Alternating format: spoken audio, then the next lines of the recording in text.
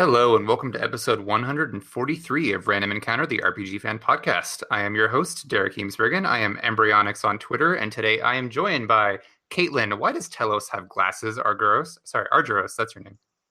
So bad. Not the pronunciation. Tell us. It doesn't make any sense. So Yeah. Well, she has to be Moe now, Caitlin. That's just the way of the world. And she has to have a butt shot where you can see her butt cheeks because her skirt is so short. Yeah. Accept it, Caitlin. Accept it. Sounds like 2018. That's about right. We're also joined by Mike Eldorado Solosi. Hi, I'm Mike. I am at The Real Monsoon on Twitter, and I have spent a lot of time in El Dorado the past 10 days or so. It's true. Excellent. Oh, and I'm at Leanne_Kazerl. I forgot to include that. Sorry. Yes, you are. No worries. And we're also joined by our newest panelist, Greg Ditto That Delmage. Hi, my name's Greg Delmage. I'm going to talk about Ditto stuff. You can find me at Twitter at Greg Delmage. Wow, that's handy. Sure is. It's the actor's moniker. Find my real name and support me, please. Yeah, now I don't have to look for at _ Vancouver Beast XX _. That's a bit of a problem. I shared that just with you. Gosh, Derek. There is an at Mike Solosi on Twitter, but he is someone who is very vocal about political beliefs that are the opposite of mine. So I'm a little annoyed by that. Oh, yeah. He's terrible. We don't like him. No. I'm not a big fan of that other Mike Solosi. Or is he like your living Steve Colbert alternate? Yes. That's your alternate personality. Yeah, good for you. Well, on today's episode of Random Encounter, we're going to be discussing the best in the seafood selection from the Chesapeake Bay. What's your selection today, Mike? Is it oysters? No, I haven't had oysters recently, but let's see. You want a good Chesapeake Bay food around the DC area? I would recommend going to a place that serves blue lump crab as a catch of the day, served with Old Bay and remoulade. That's the way to go. Okay, cool. So we're done talking about that now. And got it. No, Shortest episode ever. Yeah, it's over. Thanks for joining us today on Random Encounter. No, Go eat blue crab. Thanks. Good night. We actually have crab. Crabs are good. We have so many games to talk about today. I'm not sure we can jam pack it all in one episode, but we're sure as hell going to try because that's what we do here at Random Encounter. We aim to impress, please, all the above.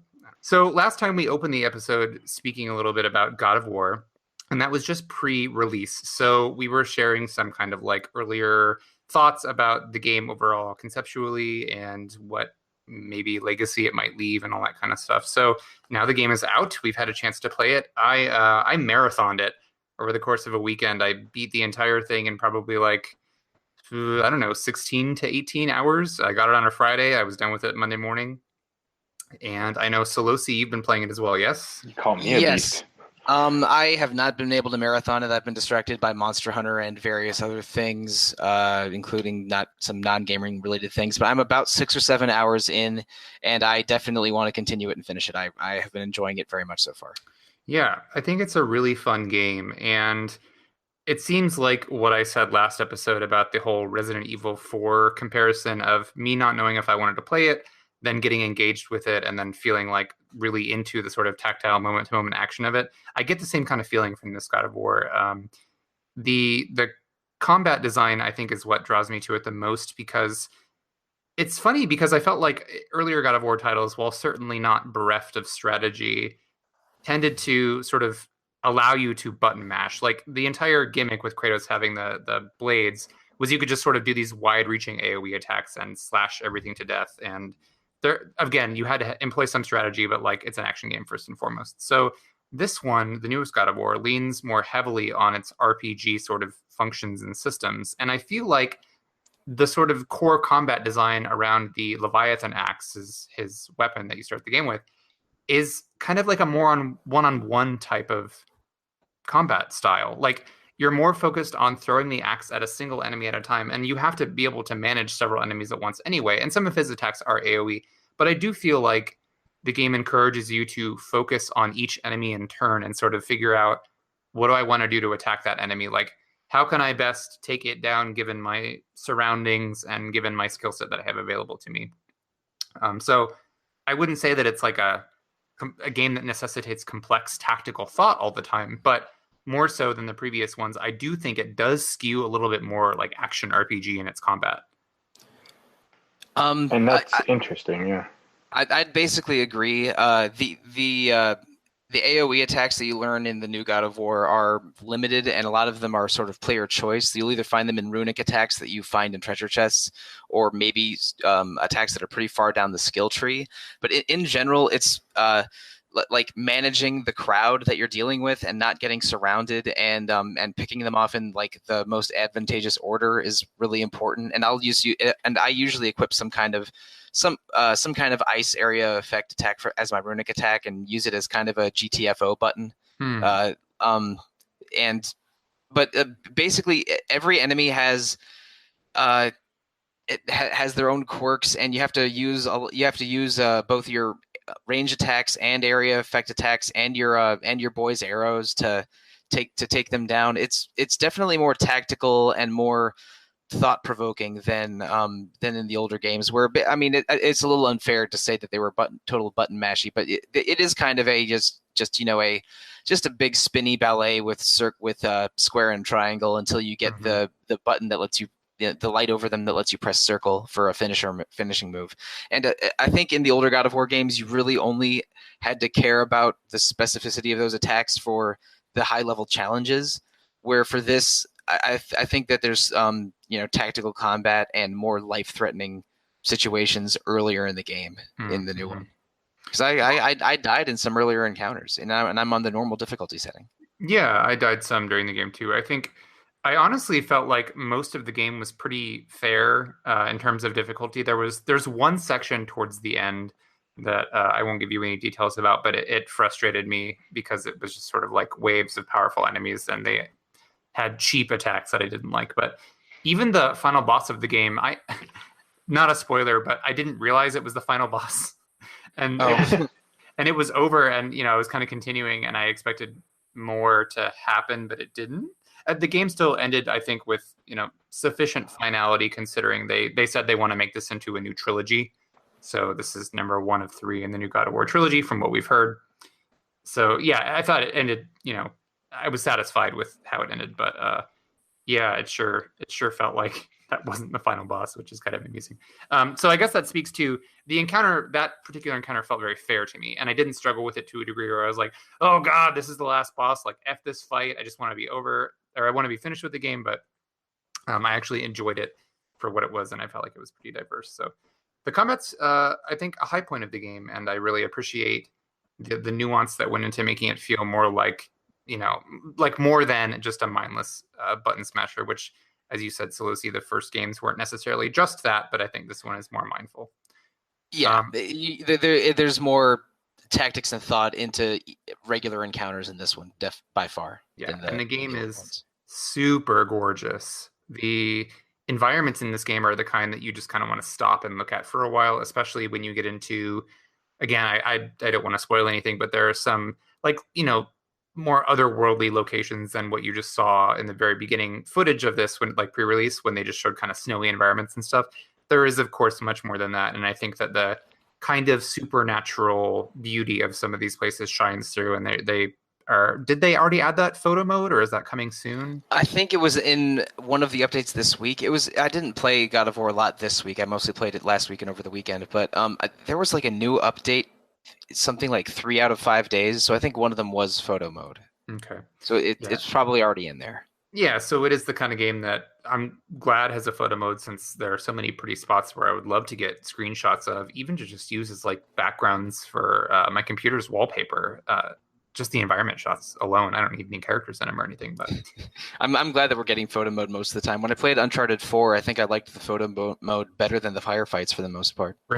Hey, we're getting a photo mode in Dragon Quest XI, which I definitely want. So yes, please. Yep, that's gonna be snazzy. Yeah. So, by the way, have you guys seen even I know Caitlin and Greg haven't played God of War yet. Have you seen the memes coming out of this surrounding boy? Yes. I enjoy many of the fake conversations people are coming up with. It's great. Well, there was that comic from Penny Arcade a few days back about how, like, the boy would never behave that way. Boy, shoot that thing. Oh, my dad wants me to do something, and he's like talking to like some sort of his like ancient runic tablet in his hand to a friend that's glowing. So it's just like, I can't. My dad wants me right now. And it's just like, they would never behave that way. It's so unrealistic. They wouldn't listen like that. Yeah, for real. Well, so Fact. that brings me to a question I have. How is Atreus? Hmm. Atreus, yeah. Atreus. How is he as a character? Do you like him, or is he kind of that tropey, annoying, weak boy, protected He kind of guy? he can be annoying, but kids can be annoying. Like they can be willful Accurate. and see, Greg would know. See, this is why Greg is here. Give us that keen insight on being a dad. But yeah, I mean, Solosi's earlier in the game than I am, so I guess you probably haven't gotten to see his total arc over the course of the game. But I have not yet, correct. yeah, I mean, he's a kid. He's a kid being raised under some really unique and pressing circumstances, and Kratos isn't exactly like a soft guy. So he's really hard on Atreus, and a lot of the time it feels like, I mean, it feels like he's being too hard a lot of the time, but that's just who Kratos is, I guess. And you see the kid sort of, I almost get like a military brat kind of vibe. Like you can imagine the sort of environment he's being raised in is the same as people who are in strict like military families where they have to constantly respond with yes sir, no sir. So that, I mean, that being said, I feel like he shows growth over the course of the game, and he's not like an annoying brat all the time. He's generally pretty enjoyable. He is a kid character, so I think that he's pretty authentically a kid character. He has tantrums and stuff, but it's all part of his Well, art. to speak to that, and again, how like Rob brought up this fact, the whole idea of like the dad game, and we're reading some stuff about the director and why he kind of wanted to make this shift into getting away from like the toxic masculinity and the hyperviolence in a lot of ways, even though some of it's still there, depending on your point of view. But just the fact that having kids and wanting to teach his kid not to be human garbage, kind of is what inspired this whole idea. And also to bring out the fact that, as I've learned a lot as a father too now, that kids have a lot to teach you. How much does the game speak to that? How much, you're asking me how much the game speaks to that? Yeah, like does Atreus, Oh yeah. is there any growth moments where Kratos goes like, didn't think of it that way because course. you Yep. just brought this to me? Yep, very much so. And I think they balance each other a bit. And Atreus, I think, is responsible for some of Kratos' humanization in this game, because this is where I've really been actually nervous about having this discussion, because I was talking to Robert Steinman. You may remember him. I mean, who is that again? Who? Rob who? Pale Robbie on the boards. Yeah, that guy. So I was talking to him about the game, and for Rob, it sounds like, I don't want to put any words in his mouth, but if I remember correctly, he was just saying that he feels like the game, sort of the evolution of God of War as a franchise into this, runs parallel with his own growth as a person and sort of the kind of games that he's partaking in, or the messages that he's receiving. So like we went from this hyperviolence into a little bit more of a reflective kind of story. So that I 100% appreciate, and I think that that completely comes through in the game. Now, the reason why I'm hesitant to talk about it is because I don't want to be over here being like, super Debbie Downer or Mr. like always have to be contrary. But I just think this is an instance in which a story doesn't resonate with me personally, because I'm not in those circumstances, and No. I don't think I ever will be. I mean, like, I'm not counting out the fact that I may want to have a kid someday. Like I might, but I'm just not that's not how my life has run, and it's not something that I identify with personally. So like, No plans to fight gods? well, not just that, but the whole like, I didn't, again, I don't want this to sound like me being up my own butt, but like I wasn't into hyper violent stuff when I was a teenager. Like we all have our teenage angst and stuff, but like, I've brought this up before, but like I'm a gay man, and I've always been a little bit more in tune with like I'm sensitive, I guess, and I'm kind of a softer guy, however you want to say that. So like this has never been something that's resonant with me. And so when I see the story being pointed at people like Rob and Rob's shoes, it feels like so heavy-handed to me that I feel like it's pandering for money. Because I don't, again, it's hard for me to speak about this because it's not the position that I'm coming from. So like when I see this, it's kind of, it feels like masturbatory in its whole like, oh, we're so reflective because we're better people now. And I realize that that's a very cynical view to take, but that's sort of what I got out of it, is that I don't feel like Kratos is a compelling character, and this game tried really hard to push for the like, but he's redeemed now. He's sorry for what he did. And I kind of think that's BS. Like I don't want to use the word redeem for this, and I'm coming at this from a different perspective than you, Derek, I guess, because I mean I played the first game when I was 19, and now I'm 32, so like I part of me enjoyed the hyper violence and the spectacle of the early God of War games, and I played 5 of the 6 old ones, and I mostly liked them, but this new one, I don't think Kratos's arc is redemptive. I feel like it's more these circumstances are being thrust upon him. He doesn't feel like he wants to right the wrongs of his past so much as he wants to be left alone. He leaves his home because this is spoilers for the first 30 minutes, I guess, because he wants his wife's last wish, or his new wife's last wish, was to have her ashes taken to the top of a certain mountain, and that's why he leaves where he and his new wife raised their son. I think that most of this adventure is things happening to him when he would rather be left alone, and his rage from the old games has been replaced with some grumpiness and also some desire to have Atreus not grow up to be the kind of rage monster he was in Greece. Yeah. No, but I don't feel it's that. redemptive so much as like put in context, and they're acknowledging that the old games did happen. Like this is true. The canon isn't being erased, and I think it's less. They definitely want to have less hyper violence in this new trilogy. I'm assuming it's going to be the full trilogy because it's been pretty. This first one seems pretty successful, at least. But I think it's going to be less about hyper violence and more about. I don't know. Like I don't think this is a new sensitive Kratos. I think this is basically the same Kratos who wants the past put behind him, but not in a redemptive way, more in a like resistant way. Okay, I can appreciate that. I think part of my pushback comes from the fact that this game has received almost unanimous critical acclaim. Like it's getting 10 out of 10s, it's getting 99s, 95s, and I totally agree that this is a great game, and I'm not here to argue that it is deficient in terms of like gameplay mechanics or world design or anything like that.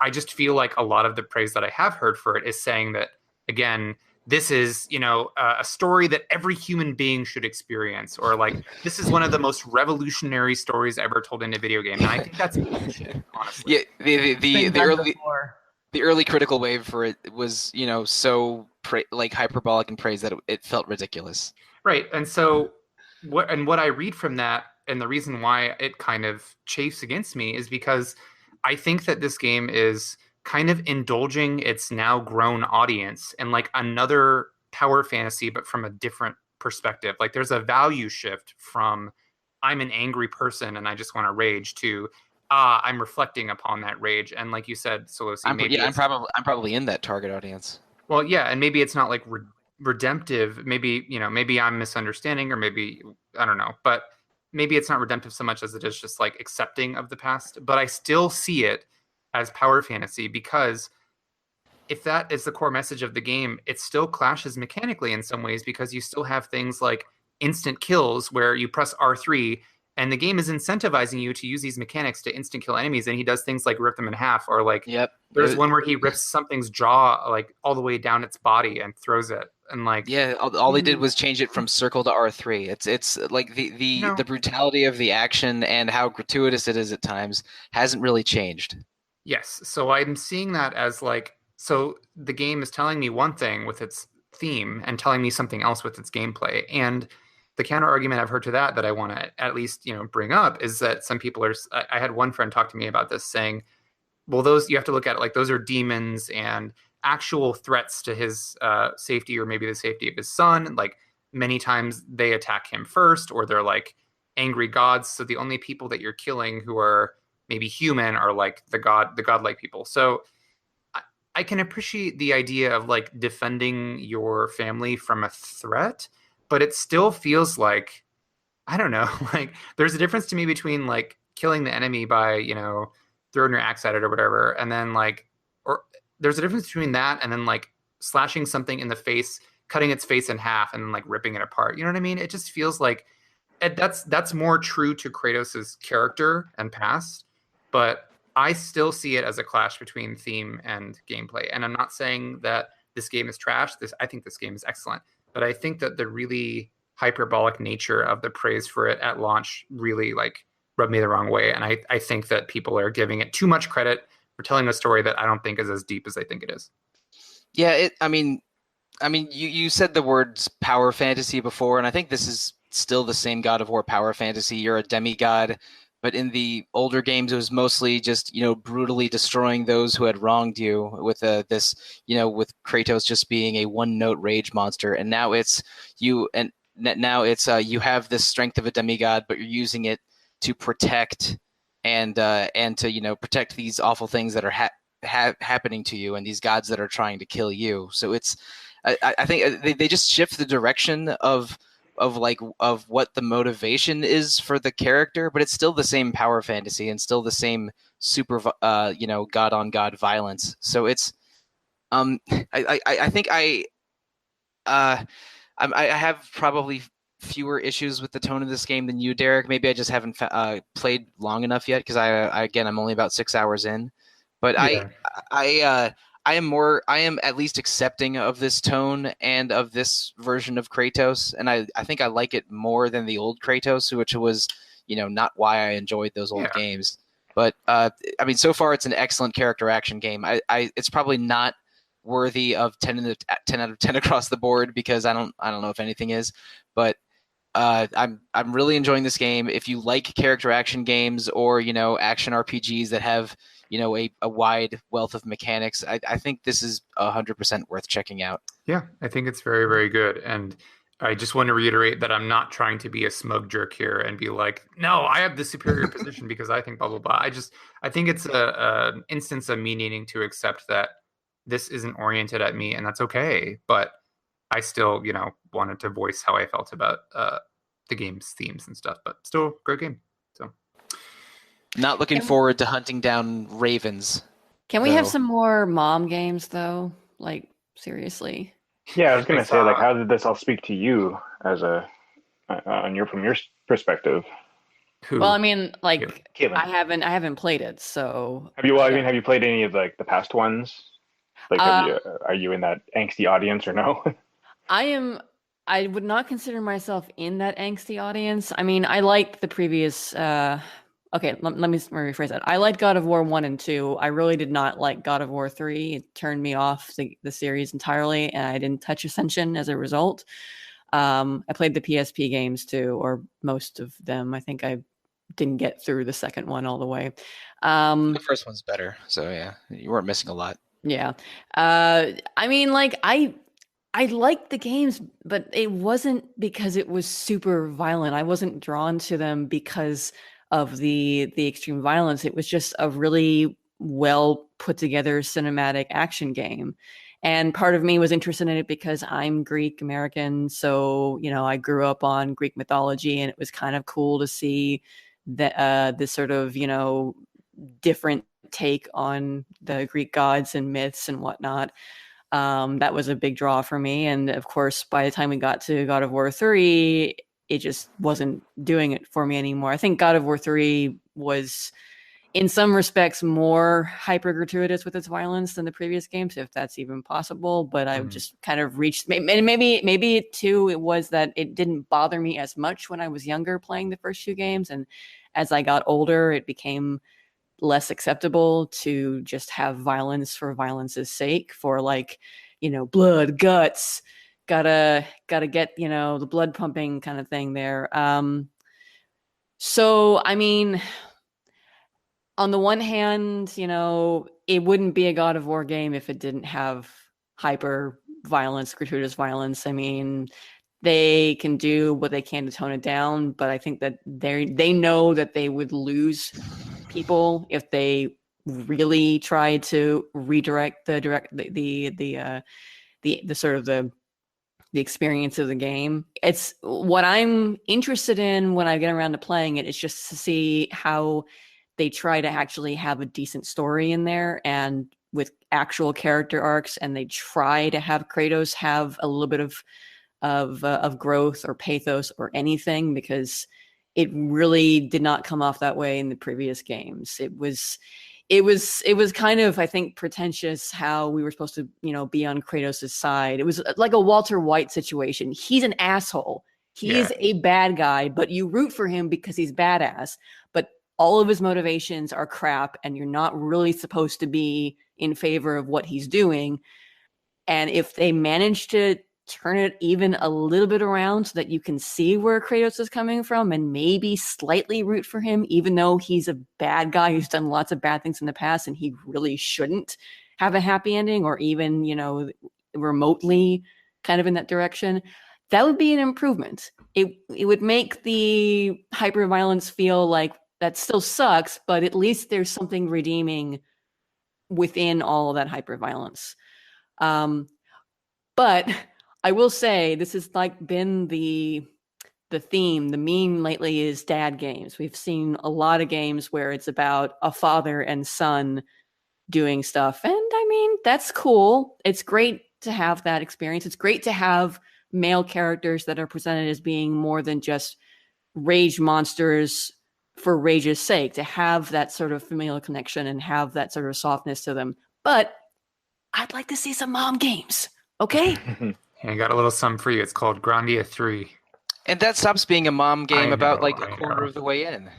Although which is such a disappointment, right? But Miranda is an A+ video game mom. She's Miranda's a great awesome. one. Yeah. It just speaks to the industry as a whole. I mean, well, the global industry as a whole, and just how dominated it is by cis white male culture in so many ways. That is those messages there, and it's great that they're getting more acceptable in a sense, or not acceptable. It's probably the wrong word, but just more approachable, I guess. As Kaylin said, not everyone wants to be a crazy rage monster anymore, and they want to portray these nicer people. But they still lack a voice for certain angles, which is why we look to more indie developers to find these smaller voices. Probably they're not just trying to tick boxes and appeal to the grander consumer market that as they believe it is. Yeah, speaking of dad games, well, I assume this is a dad game. I don't really know anything about it, but I just saw an announcement for a game called Eastward a couple of days ago. Oh yeah, that looks so good. Yeah, being published by Chucklefish, who published Stardew Valley, and it's being developed by a Chinese indie developer. I want to say they're called like Pixil with an I, Pixil, or Pixiv or something, or that maybe that's the image site. But it's like Earthbound sort of inspired. Seems like an action RPG kind of top down, more or less. It's fairly similar to Earthbound in style, but it's also inspired by 90s anime, and the two primary characters look like a father and daughter as far as I can tell, but the father uses like a frying pan to fight. So it looks really, really cool. Eastward, look it up if you're looking for maybe another dad game. Maybe they're brother and sister. I don't actually know, but it certainly seems more like a father-daughter. I mean, the best father and son game ever made is Dragon Quest V, so people should play that. Man. Yes. Is there any other mom games that you can think of aside from Grandia though? I mean, I've been trying, and I can't really think of very many. Technically, Fallout 4, if you play as a female character, that's you're fair. a mom, but it's not the identity of the character as being a mom because you can play as a guy. So yeah, that's fair. Yeah, the mom conversation isn't the core part of the character growth. It's just that's fair. So. They probably are. No. I'm having trouble. Don't mind me. I'm just the token feminist making the token feminist argument. So. You're totally allowed to, though. It's Get out of definitely the show. something. Nope, not allowed. I would suggest a handful of Fire Emblem games, but those aren't very feminist at all. No. Will we get a dream mommy? Do you think? Oh, that could Same be premise, interesting. but reverse. Yeah, they'd have to do some work, I think, on that one. But maybe a different core writer or consultant. Yes. Yeah, And sure. they'd have to pick a different word to make it alliterative, of course. Yeah. Master. I know. No, not Master Mommy. That's different. That's different. Oh gosh. All right. Mistress Mommy. Wait a minute. Yeah. Well, this Mommy and then Mr. Yeah. Okay. Segue. Segue. So Serious mommy. Ooh. sure. Yeah. mysterious mommy. You You're could be hired. like a mysterious mommy, Caitlin, if you really wanted to. The irony is, I don't want to be a mom. I don't want kids. Yeah, just But mom games. yeah, I mean, I just like it's one of those things where it's like, it's nice to see strong female characters, but it's also important to see strong female characters interacting with strong female characters, which is part of the reason why I like Horizon so much, Yeah. because You Aloy's a need great female two. character. You need two women to pass the Bechdel test. Yeah. But she also meets with a lot of other strong female characters, and it's just, that's nice. And I feel like it's in general, I like sort of the family oriented, the stories that involve family members, because that's kind of an interesting angle. Doesn't, I feel, get the spotlight in games, at least over the course of the past 30 years I've been playing. Family's always sort of on the peripheral, like it's the backstory of the character or it's a side character.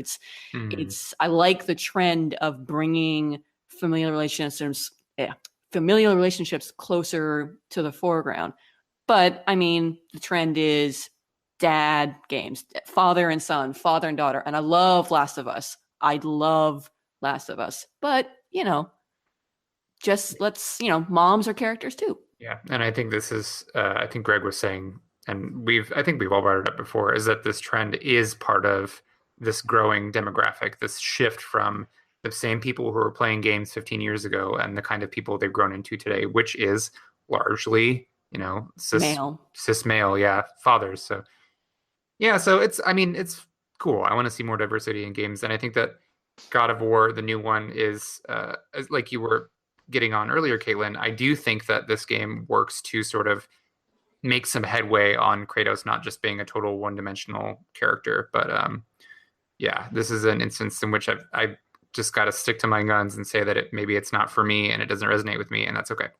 So what does resonate with some of us is killing monsters in perhaps less gratuitous ways, but still violent nonetheless. So in Monster Hunter World, they recently introduced the game's first, or what are they calling it, a raid? Or they're calling it siege mode. Siege, okay. Is because all right, okay, full disclosure, this is a special limited time event. It's going on for a total of 2 weeks. It ends on May 3rd. And they're calling it a siege mode, where a giant new elder dragon, new to this game, hasn't appeared in another Monster Hunter before. It's called Kulve Teroth, where basically it's sort of burrowing in this new zone called the Cavern of El Dorado, and up to 16 players can fight it at once. And based on the number of, they do so in squads of up to 4 people each, and it's like, and basically the squads are trying to deal as much damage to the Kulve Teroth as they can, and but its progress and how many rewards you get and what parts of it are broken are determined not by only your squad but by all of the squads fighting it at once. So it's sort of similar to a normal 4-man hunt against a giant monster, kind of like a Lao Shan Lung hunt or a in the older games, or even a Zora Magdaros hunt in the recent games. But it's more dangerous and a little bit more connected to everyone that is in your instance at that time, or more accurately in your in your gathering hall, because it's a maximum 16 players to a game room in Monster Hunter World. Mm-hmm. But it's a big, cool monster that is shiny and gold, and like there's over 20 parts of it that can break off, and even if you fail the hunt, you can probably collect a bunch of parts, because parts are always falling off it at all times. Yeah, and it's got a different progression system, right? Like you have to complete certain objectives.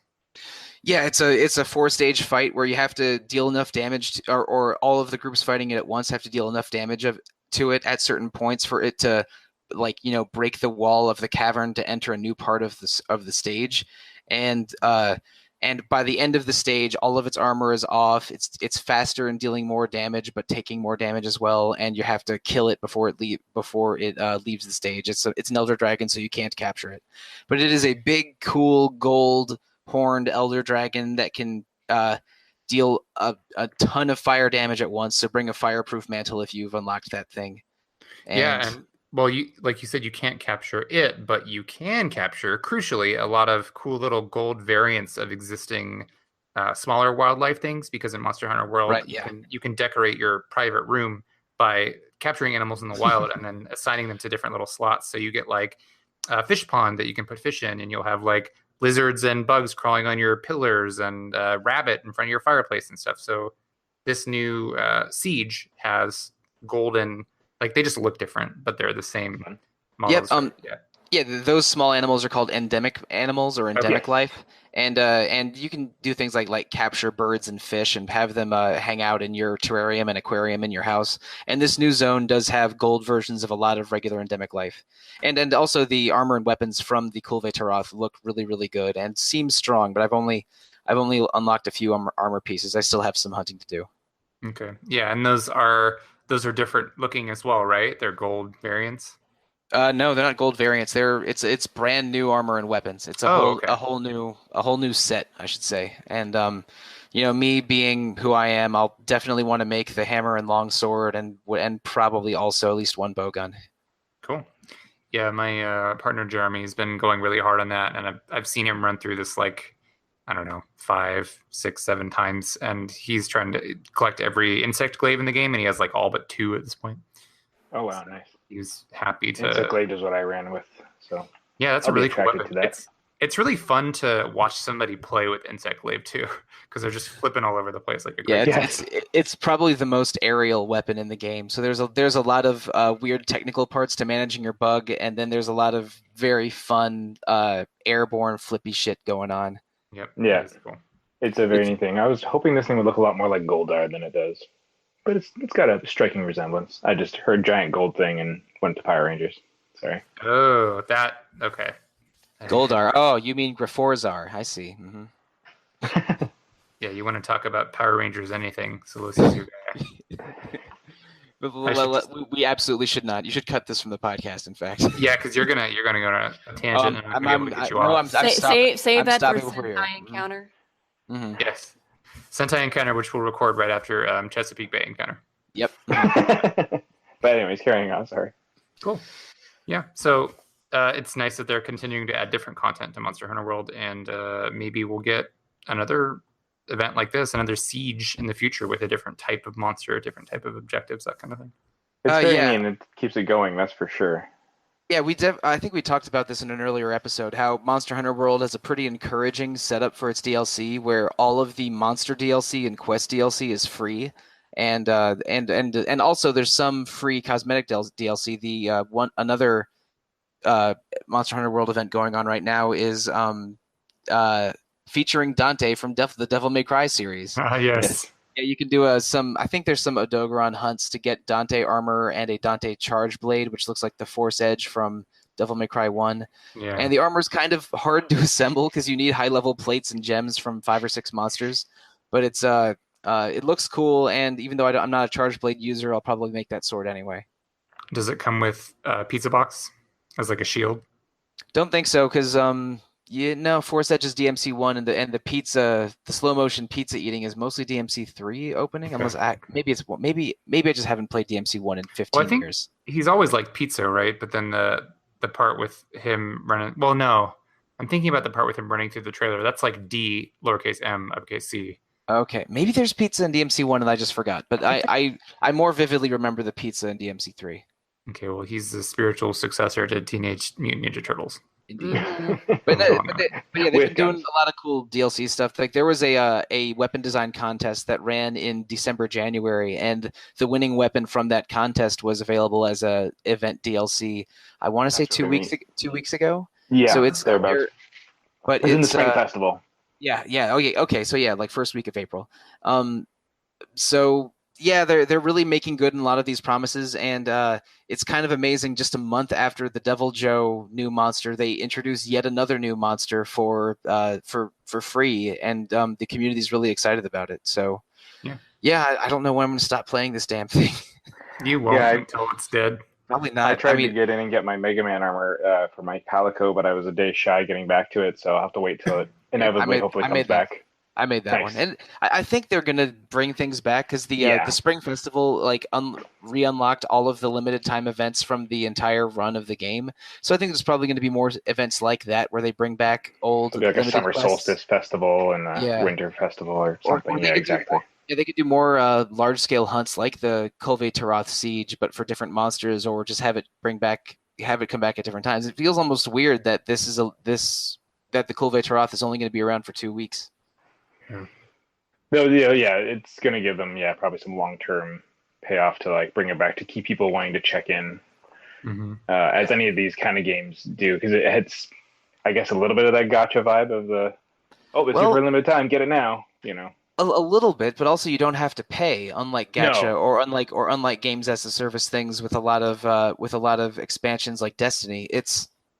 And they just want people to keep playing because the more yeah, people keep playing, the more likely they are to spend money on it or buy the next game. So exactly. I'm curious if either in the second phase of Monster Hunter World or if it in its next sequel, if there's going to be more paid content or about the same amount of paid content. But they got to look at some spreadsheets and look at some numbers before we know anything about that. Yeah, because it definitely doesn't feel like an expansion game that's going to get like another like whole story arc within its thing, since the story is not the primary. It's mostly just going to be like new stuff to kill and get new shiny things. That's Right. usually how Monster Hunter works, but Yeah. I'm not sure if they're going to have a Monster Hunter World G version or if it's going to be a downloadable expansion or I don't know. I'm excited to find out though, because they definitely have their hooks in me. I mean, good God, I might be hitting the 200-hour mark on this thing. Well, I didn't talk That's about it. it last time, but it's my first time around with Monster Hunter as well. Hmm. Same with Derek, so I've definitely been getting used to the whole Monster Hunter vibe and definitely liking the flavor of this one in a lot of ways. Me too. Yeah, it's just so much more accessible than any other one I've tried. That I don't Hmm. feel like it's actively fighting against me whenever I want to learn something new about it. Yeah, like going from the I started on the PSP Monster Hunter games, and going from those to this is like, trying to play soccer underwater to trying to play soccer with rocket boots. It's amazing. It's a good comparison. Well, Greg, I don't know how much time you've had to play Monster Hunter recently because I know you've been playing another game which you are working on review coverage for RPG Fan, correct? I am. It'll be probably my first like actual review for them. Yeah, it's the Swords of Ditto, which is the new sort of co-op rogue. They're calling it a roguelite RPG from developer One Bit Beyond, published by Devolver Digital. So you and I have had pretty different experiences playing this game, but I want to give you the floor first because I think it is more suited to the kind of setup that you've got going, especially with your daughter Gwen. So how's your experience been with it so far? So far, so good. Yeah, I grabbed it. I think a couple days after it came out, because I was going to do it anyways, and figured let's jump on it, get a review out there, do that whole thing. And it's fun. It was easy to jump into, but it's also right out the gate. It was definitely a lot more shallow than I was expecting when I first jumped into it. Because I played it at PAX 2016. No, 2017. That was last year. Yes. And the demo was pretty much that like first kind of little leg where you wake up on the beach. No spoilers because it's the first thing that happens. And that whole idea, but it definitely hits you in the face with this is Zelda. This is very much inspired by Zelda. Here's your Oh yeah. companion. Here's go find your sword. There you go. And gets a little handholdy out the gate, which part of me was like, okay, I can see where this would be approachable if Gwen were to start this game. That's great for me. I'm like, I like a little more tell don't show, but in terms of like describe the world to me and let me figure it out, as opposed to here's the glowing thing, follow it. Okay. But anyway, it was still really neat to get into and find that it was really easy to jump in, and it felt very familiar. Yeah, it's I will say that, yeah. So it's funny, like you were mentioning the handholdiness, because I feel like the game starts out feeling very handholdy because they like to the degree that it walks you from point A to point B. It does follow the flashing sword here, now go Yeah. here. And the entire premise of the Swords of Ditto, it is, as Greg said, it is like a 2D Zelda styled action RPG. And I wrote here that it's basically if Legend of Zelda and Rogue Legacy had a child that really likes to watch Cartoon Network. hey, there you go. That's a great description.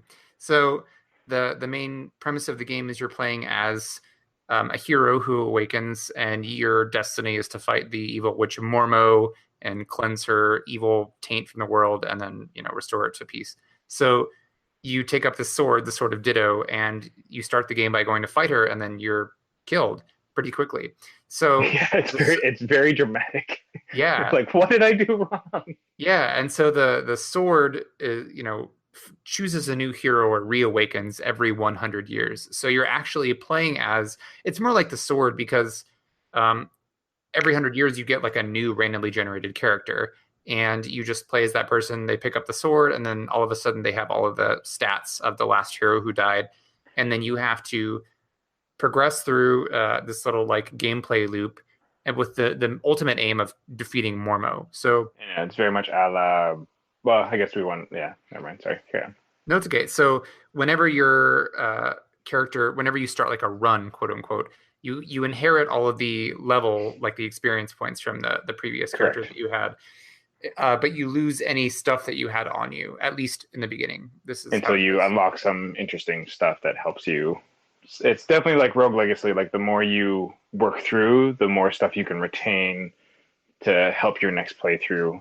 Mm-hmm. So it definitely speaks to that whole gameplay mechanic of don't be frustrated by death, welcome it, and move forward. All right, so here's where I struggle with the game because I love it. I love it conceptually, and I think that it's visually super, super charming. Mm-hmm. But the problem that I have is that the ideas that they have for your sort of progression loop in the game, I don't think that they really work that well because, as I said, every time, so yeah, again, like the world is randomly generated. So, and I found out I actually spoke to the developers in the game directly because I reviewed this over at my other outlet, CGM, and I emailed them because they were like, email us if you have any questions while I was reviewing. And I wanted to get some answers because I was struggling with it a lot. And they did tell me that the game, it is not procedurally generated. It's like every room in the game is handcrafted and then kind of stuck together randomly. So the dungeons are like stitched together of randomized pre-made rooms? Yes. It's like a random quilt every time. Yeah, so sometimes it works, sometimes it doesn't. And I find that more often than not, it doesn't. And the way that this game, like your character progression is such that even though you retain your level every time you die, every time you start a new character, okay, so I'm still level 7 from when I died last time, but all the enemies start at level 7 too. And then I might go through my next run, and then I'm to level 10, and then I restart, and the enemies are level 10. So it's like you don't really get anywhere in terms of your character growing stronger because everything scales to match you. Now, the big thing that you're more worried about is there's like toys, which are tools more or less. So think like bow and arrow, bombs, that kind of thing, and stickers, which are your equipment, and you stick them to different parts of your character, and they can do things like you take 20% less fire damage, or you can get more health from eating. Yes. So that's great. However, you can't carry any of that over for a while. The core gameplay loop is such that they want you to go out and you have to go through one dungeon to get a toy, like a tool. Then you use that toy to go through a second dungeon and defeat one of Mormo's anchors, which are like these, beacons or whatever that send her power. And for each anchor you kill, she's weakened, thereby allowing you to like have a better chance at defeating her in her castle, which is the final dungeon. So you go through like 4 or 5 dungeons in a run. But if you have bad luck, or you just didn't bring enough healing items, or what have you, you may die and lose all of that. Now, there is a mechanic that allows you to, after, like, there's an item that you can collect called a celestial token. Correct. And they're, as far as I can tell, they're like randomly placed. Sometimes they're at the end of random dungeons. Sometimes you'll find them in like chests here and there. Once you have enough of them, you can start using a system to pass stuff from character to character.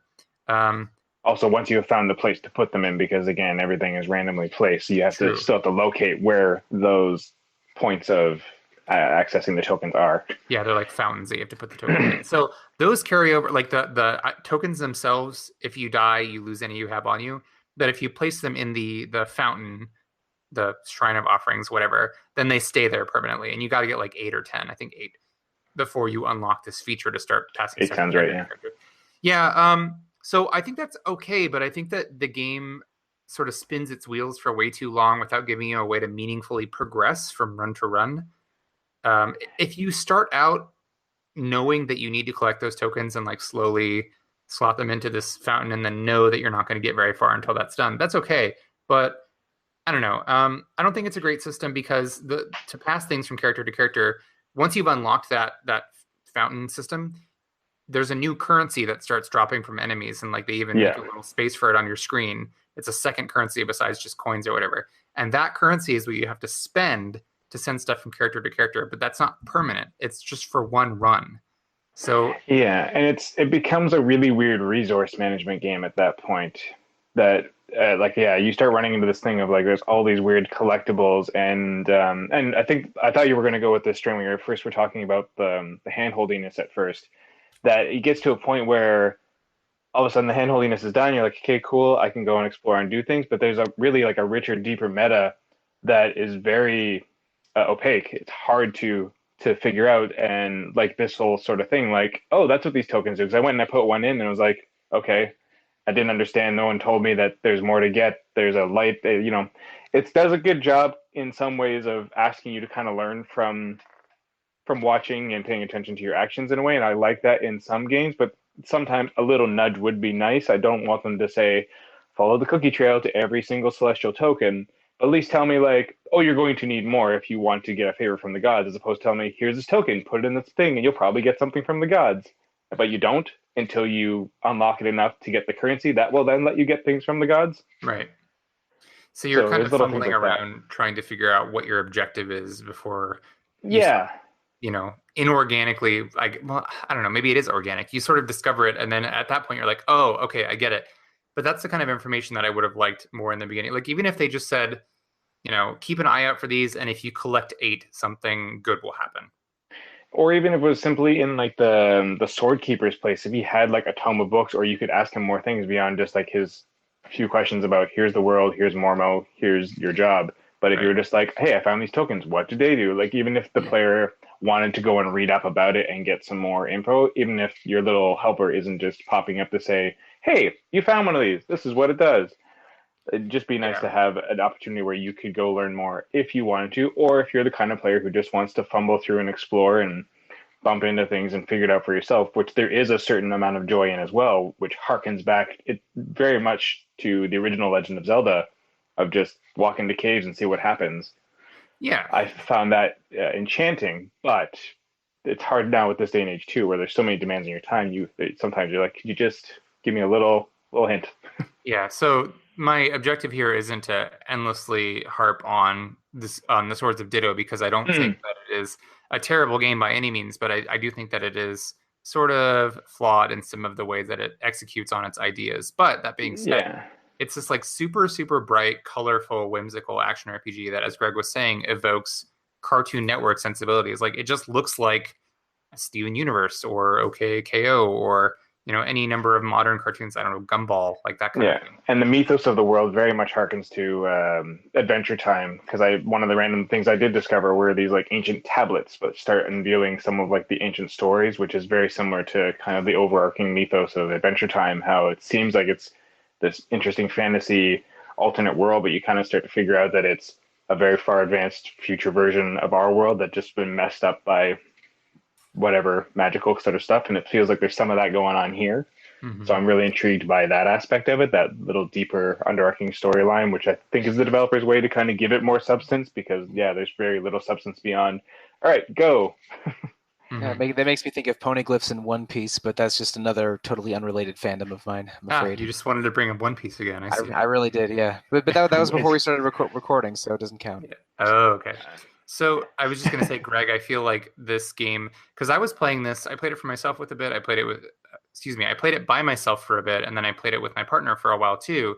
And we both got kind of, I think, tangled in this annoyance or this irritation with like, this game is just not giving us what we needed to give us, and we're annoyed with the lack of direction or whatever. Whereas you've been playing it with your daughter, Gwen, and you said for her, it's great to just kind of wander and slash stuff and see what happens.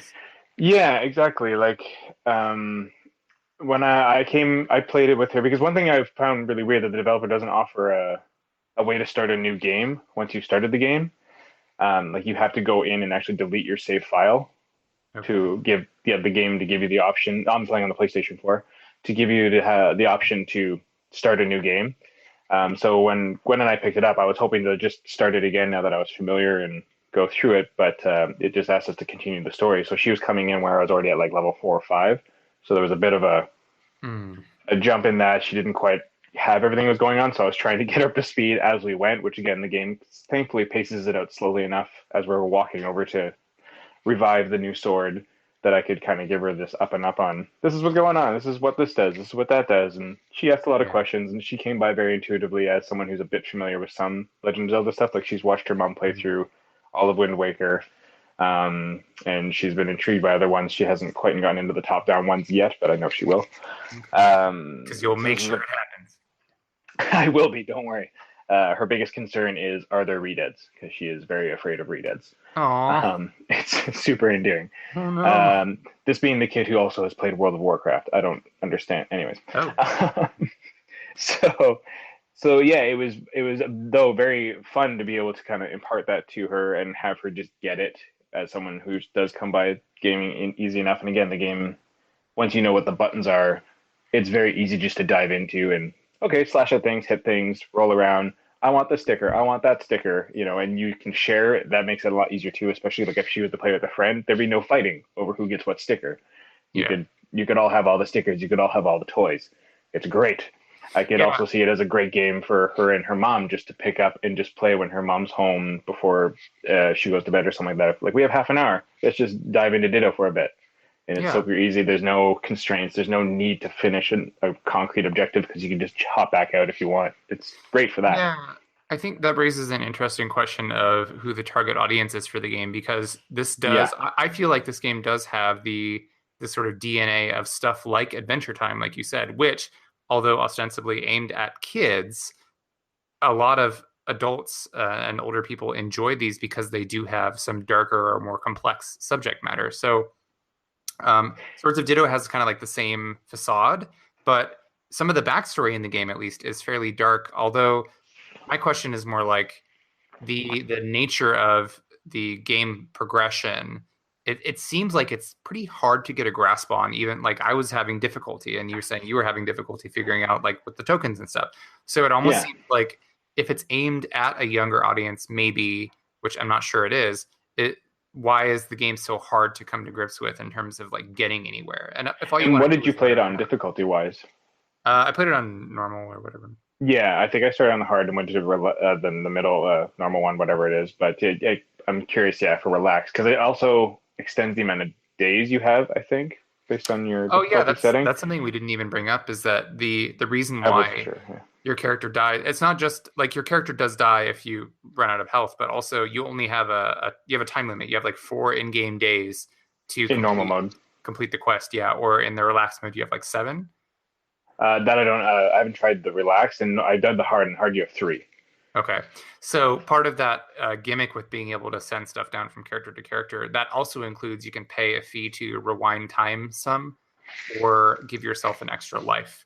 So you have to really know what your objective is and sort of farm the currency that you want to pay in to be able to do whatever, like, I feel like I can beat it next run. I just need more time and I have these items and stuff. So yeah, it's a little, I think it's obtuse sometimes or opaque. Yeah. When it shouldn't be, but it's definitely got the visual style and the charm. Absolutely. It was the kind of thing that once I played through it a bit, and like I think I got up to around level 7, but then I was kind of hitting some weird roadblocks, and I was just kind of flustered with it a bit because the enemies were just hitting that much harder in a lot of ways. Now that I had gotten higher in levels, that it was getting a bit frustrating. I was like, you know what, I'm just going to start again now that I have a clearer mindset of what this world is about, and I think players can definitely benefit from starting up the game and playing through it a little bit. And just being unafraid of like, okay, I'm going to wipe my progress and go back and start again, because you definitely can tackle with a clear head, just with that concrete, fresh start. And like my second life, for lack of a better term, was like night and day from what it was the first time through. I got so much done. I was accomplishing things. I got my celestial tokens already, and and definitely opened up a lot of the meta of the game and with a lot of understanding. And we're still being surprised. And I like that the game still has ways to surprise you with a few things, but it definitely can beat you down pretty quick if you ramp up your level too fast, but don't understand the deeper um, play mechanics. Yeah. You can definitely run into a wall of frustration. So Yeah, I I agree with definitely that. want to help that out with, we'll help Gwen out with that and stuff too, so she doesn't get frustrated by that. Like now that we've played it a bit, I'd be interested to see if she could start it on her account and what she might Right. discover for herself in that. And I also kind of wonder if they'll tweak the game, like give balance updates or something down the line, or Hope clear so. instruction, you know? I found, because I found there was like small little glitchy moments here and there, and the odd like typo and stuff too. So there's the odd little thing that kind of speaks to a little bit of a lack of polish in the game. Yeah, I would agree. But it overall, seems a little muddy on its audience. But I think it's also just trying to blend that world of letting kids play with the adults in a sense.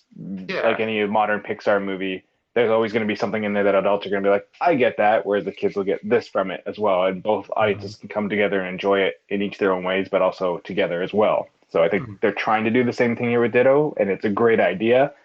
It just needs some polish. I hear you on that. Yeah. But Well, it's very fun, and like it's very much, it grabs you in very easily, and you definitely can get stuck in the just one more life kind of a gameplay mechanic. right. Well, the Swords of Didio is on both PC and PS4, and it's only about $15 or so. So if you're curious about it, you can check out Greg's review when that goes live in the next, I don't know, couple of weeks, or you can just Should be check very out some shortly. trailers or something. Yeah, so it's not a bad little game. Well, I want to give Caitlin some time in the spotlight because we missed her last episode, and I know you've been playing a couple of things here and there. The first one that I wanted to ask you about is a game that came out on PS4, I want to say like a year or two ago, and I remember I played it when it came out, but it was recently on PS Plus, and I don't know, is that how you got it, Caitlin? You've been playing Stories, The Path of Destinies? Yes, yeah. I got it because I remembered when still had Tucker, John Tucker on the site. He did a Sunday stream where he played through part of Stories, and I was his wingman for that episode. Oh, okay. So I already was kind of familiar with it. I was like, hey, I know that game. Tucker played it. So yeah, I got it from PS Plus. It came out just about 2 years ago in 2016. And I decided finally, it's been sitting on my games list for a while now because I forget it was quite a while ago that it was on PS Plus. But I decided to finally check it out because the developer is coming out shortly in the next few weeks with a new game called Omen Sight, which is kind of in the same vein. It's not the exact same kind of stuff. They're kind of billing it as being this sort of mystery adventure game in which you're trying to figure out the mystery of the world going to crap, some sort of world-ending event that you have to constantly go back in time and figure out what's happening. Okay. And I was like, well, I should check out Stories since I have it, because it is Omen Sight is being billed as sort of a spiritual successor to Stories. It's not a direct sequel. It's said to be in the same world and the same universe, but it's not a direct story connection. So it's like, I should check out Stories and see what it's all about. And it's a pretty cute, fun little game.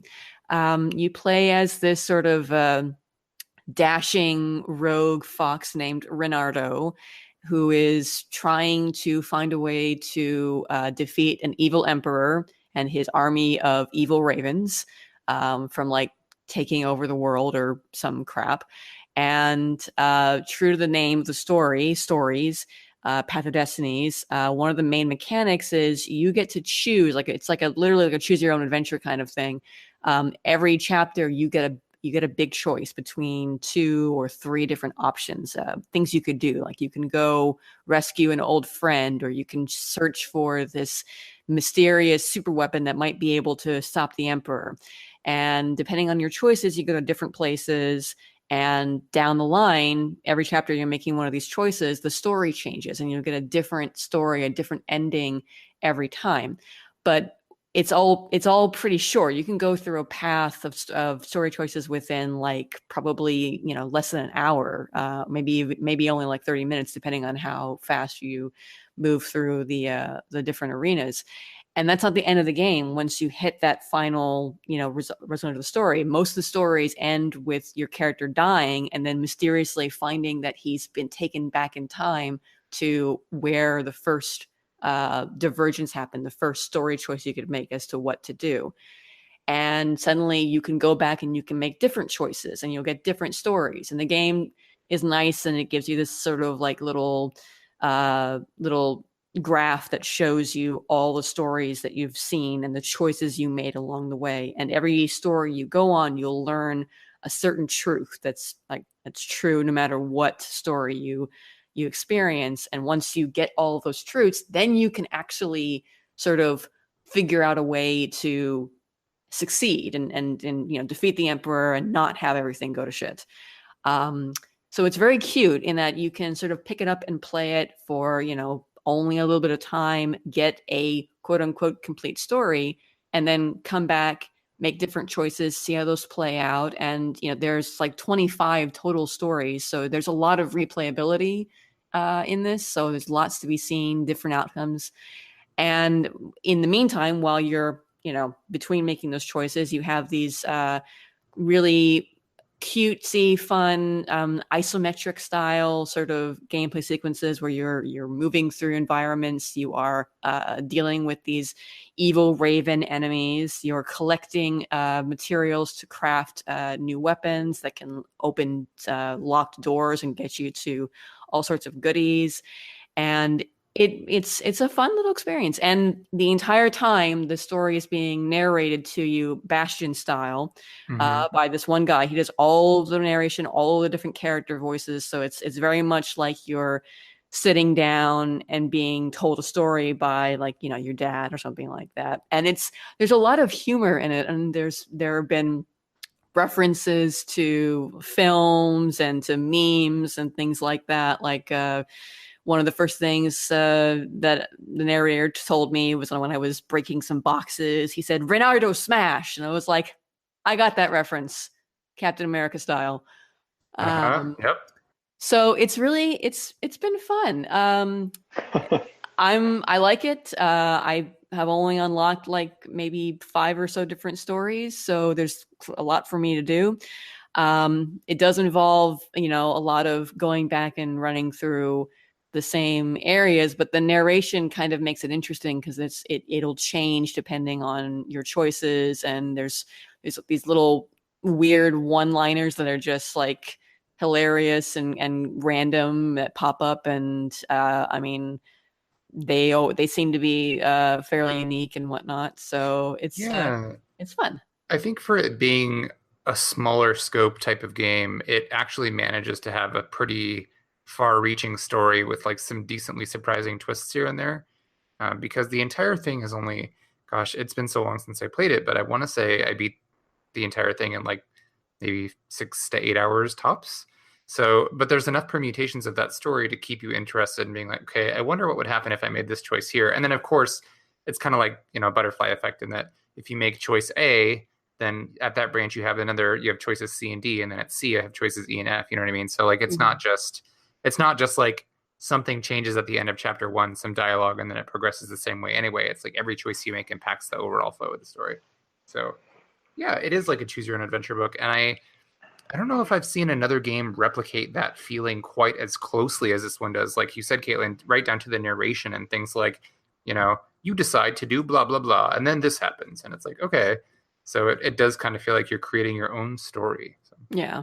Yeah, I think before this, stuff like the Telltale games would have been kind of closest that I've personally experienced with that sort of choose your own adventure narrative. But those are much more, they're more cinematic in that they are cutscenes and you don't have a narration. It's just how you experience things. And this does feel more like, if you want to go rescue your friend, go to page 4, and if you want to go find the super weapon, go to page 10. That, and that's really cool because I remember reading those books when I was little. I loved those books. I thought they were so cool. Yep, me too. Even if I kept dying because I made bad choices. Just like stories. Yeah. Yes. Yeah. So Stories, I think the only thing that I would really knock against it is that it does feel lower budget to me at times. Like there is a little bit of jankiness occasionally with like your animations and stuff, and the combat in it is pretty much just like your Batman Arkham style thing, where enemies flash a certain color and you guard against them, and then you hit the one behind you and all that. So Yeah, and it doesn't run as well on PS4 as I would have hoped. right. I mean, and I'm running it on PS4 Pro even, so there are frame rate issues here and there that I'm seeing, and I mean, yeah, it's got a bright art style, but it also kind of feels basic at the same time. And there's not a lot of variety in different types of enemies. There's a couple different types, but you are by and large fighting the same type of enemies with the same tactics the entire time. And Mhm. you can level up and you can get new skills as you level up. And every time you unlock a truth, you get access to a new tier of skills. So there is growth there, and they can sort of change your tactics a little bit, but not super a whole lot. And then you can do things like you can get gems to put on your gauntlet that either like increase your resistance to damage or increase your chance to do double damage. Or I have one that now lets me disarm enemies with shields just by attacking them. And previously I would have had to use a hook shot to yank it away from them, which could be tricky because using your hook shot uses up stamina, which you have to wait for it to regen. But now I Right. can just like go ham and just, I can spam the attack button pretty much and use counters a la, like you said, Batman, to counter enemies. So it gets a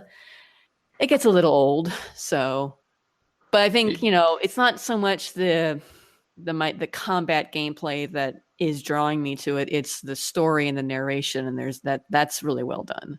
Yeah. Which is great with a title like that. It's going to make or break it if the story isn't there to hold Yeah. up the title of the With a story. title like Stories, the stories better be damn good. Yes. Yeah, and they're pretty good. Yeah. Well, the other game that I wanted to ask you about, Caitlin, that I know you've been playing is the demo for. Wait, did you? I thought I heard a scream in the distance. No, Rob Steinman's not here anymore. The demo for Detroit.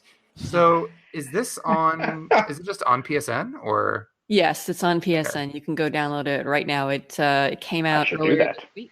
I think it was on the 24th, so it is available now, and it's basically the Connor demo that we saw last year or the year before. It was shown at an E3 somewhere in the past, and you're an android sent in to do hostage negotiation. There's a rogue android, they call them deviants in the game, who is holding a little girl hostage, and your job is to go and talk him down. And it's just that one scene, which presumably is going to be like either the first chapter in the game or the first chapter for Connor that introduces him. He's one of the three protagonists in the game. So I checked it out because I'm in this weird position where I don't really particularly like David Cage and what he says about his games, and I've kind of waffled on the actual games themselves. I liked Heavy Rain when it first came out, and then really kind of fell off the deep end of not liking it afterwards. Beyond was kind of like, no, thank you. I watched a Let's Play of it, and it's Hey, a game. That's on PS Plus this upcoming month for May. Is It's one it? of the free games. Yep. Oh, okay. So in case you care to experience a David Cage story and don't want to pay money for it, there you go. Starting in Yeah, May. yay. Yeah. I don't know if you'll ever to get that time paid back, though, is the issue. True. Yeah, there is a cost. It's just silent. But having said all that, I won't deny that the concept of Detroit Become Human, not the name because it's an awful name, does interest me because I like sci-fi. I like stories about artificial intelligence and how they, achieve sentience and how humanity reacts to it. And I'm fully prepared for the game to sort of go up the deep end because pretty much every David Cage game does go off the deep end at some point. But I'm more interested just from the get-go in the setting of this game than I have been. Like, definitely more interested in this than Beyond Two Souls, which really turned me off from the whole start of that game.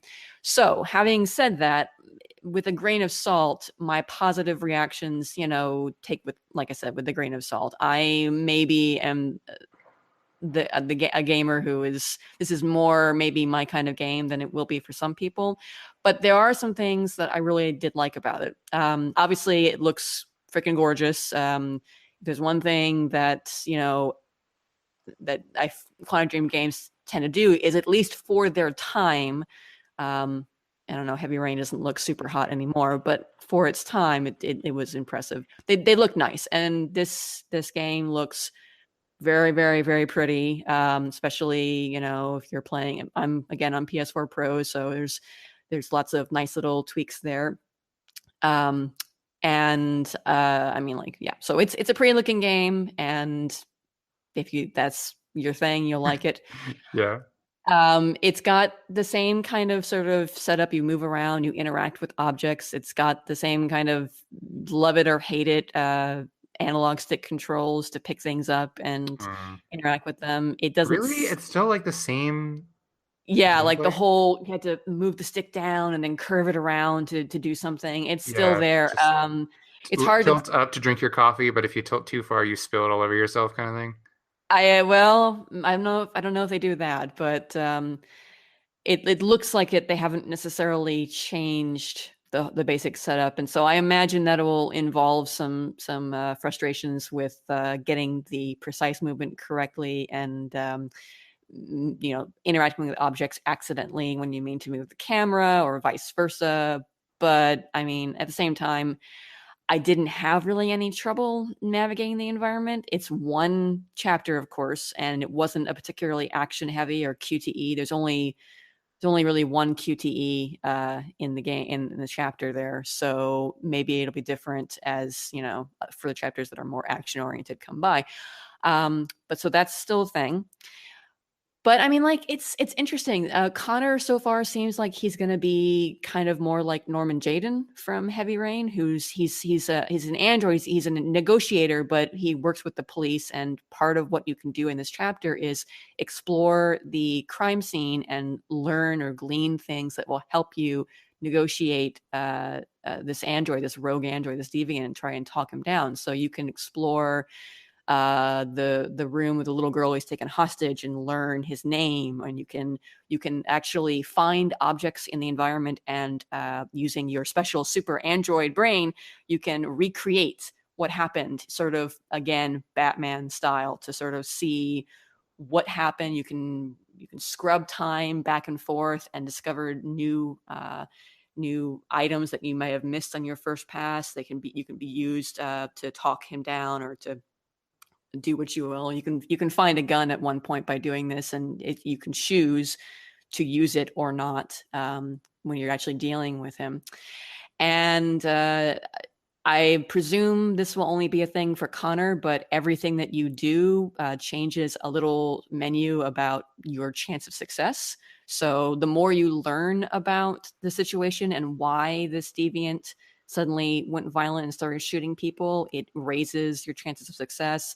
If you waste too much time, you can lower your chance of success, things like that. And then that all plays into the final confrontation of the chapter, where you actually step out and you are talking with this rogue android and trying to find a way of resolving.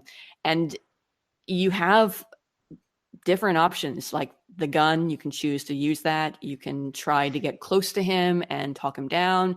You can bum rush him and just push him off the edge and try to sacrifice yourself that way. And there are 6, I think, different endings depending on what you do, some of which involve Connor actually what? I'm sorry. Sorry, that many endings just to that scene for the demo? For the demo. Wow, okay. There's if I'm remembering correctly, there's 6. Some of which involve you failing and having the hostage get killed. Others of which actually involve Connor getting killed or deactivated or whatever it is he shuts down. I'm not sure if that means permanent death for an android. I've seen some discussion about how, yeah, the main characters can die if you do, make the certain choices in the game. And I guess we'll find out how permanent of a death that is. But yeah, 6 different endings depending on your choices. And what's really cool, and what makes me a little bit more enthusiastic for this game, is that there's a flowchart that you can access at any time in the main menu, but also after you finish the scene, and it shows you all of your significant actions that you took, all of the things that you found in the environment, and then your choices when you're actually negotiating with the deviant android, and how it leads to the different endings.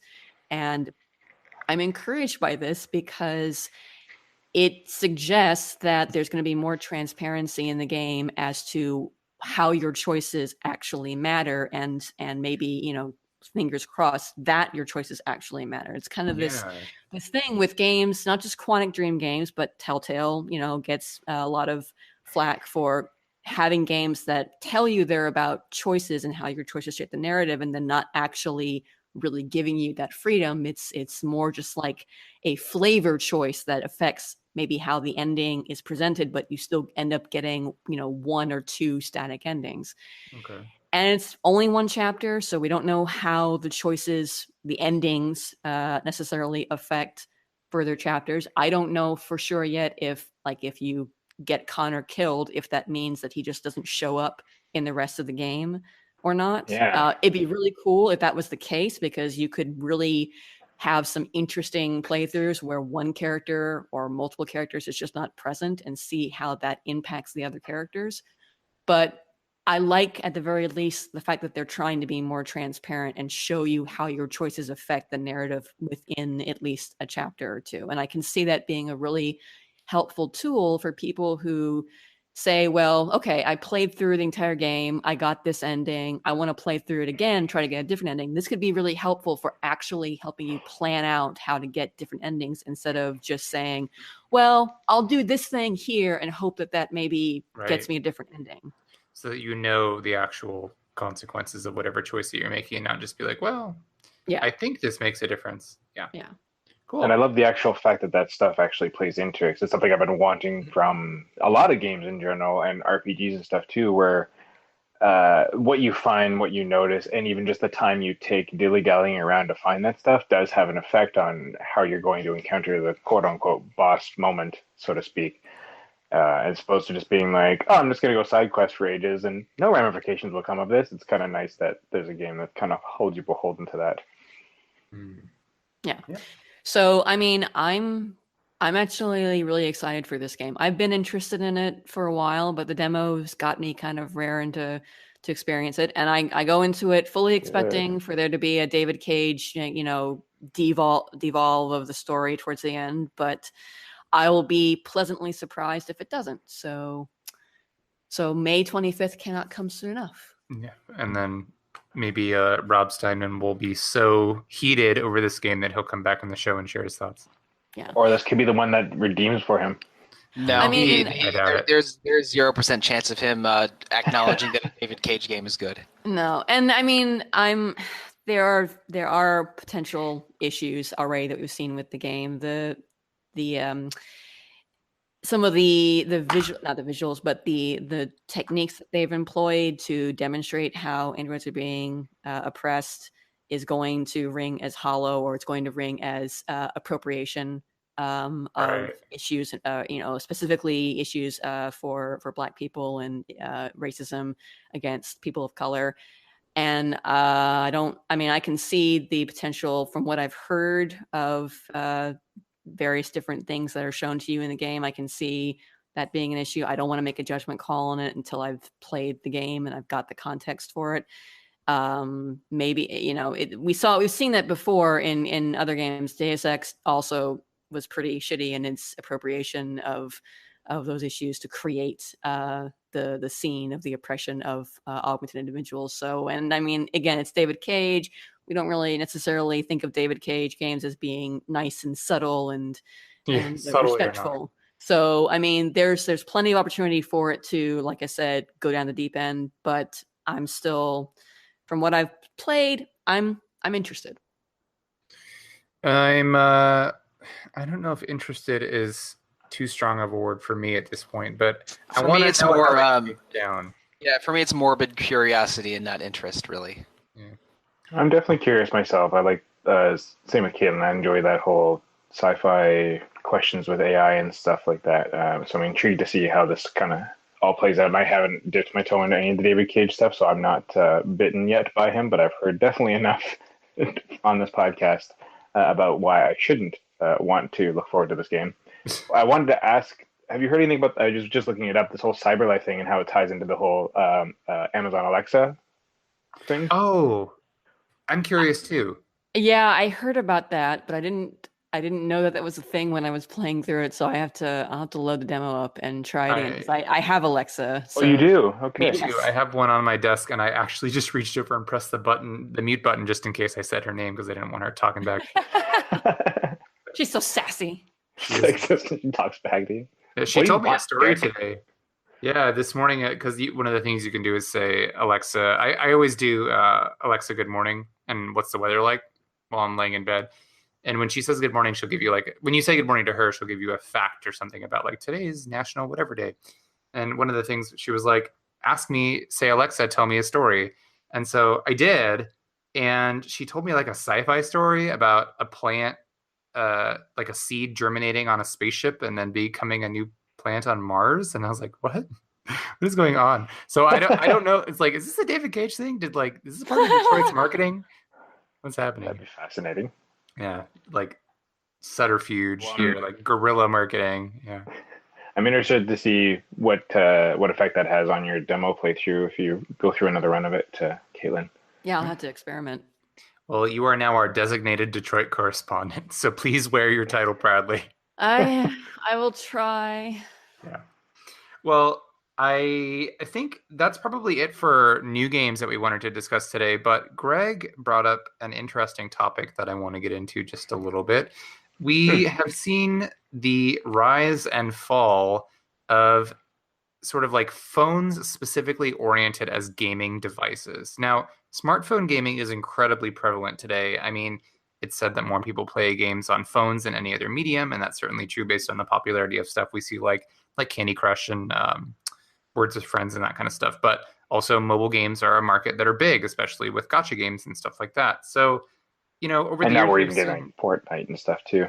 Yeah, exactly. Fortnite is huge on phones right now. So right now, those are the kind of games that people can just play on their existing smartphones, like Android phones, Apple, that kind of thing. But we've also seen devices like the Nokia N-Gage, which was supposed to be a phone that you also used with its own special game cartridges. And then the N-Gage is a weird example because it totally failed, but it had stuff like Pandemonium, the PlayStation 1 platformer game, and it had Xanadu Next from Falcom on it, and some strange esoteric stuff on it. But I feel like it's been a long time since we've seen phones that have been specifically oriented as this is a gaming phone. And I also remember it was long before the Switch came out. I remember hearing rumors about what if Nintendo releases a Nintendo phone where it has a slide out D-pad or whatever. And I always thought that would be super cool, and I would actually switch to something like that because I, generally am not a huge fan of playing stuff on my phone because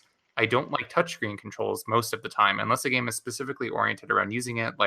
It's just not a thing for me, and I'm willing to deal with games that are built around it, but virtual D-pads and buttons, I hate.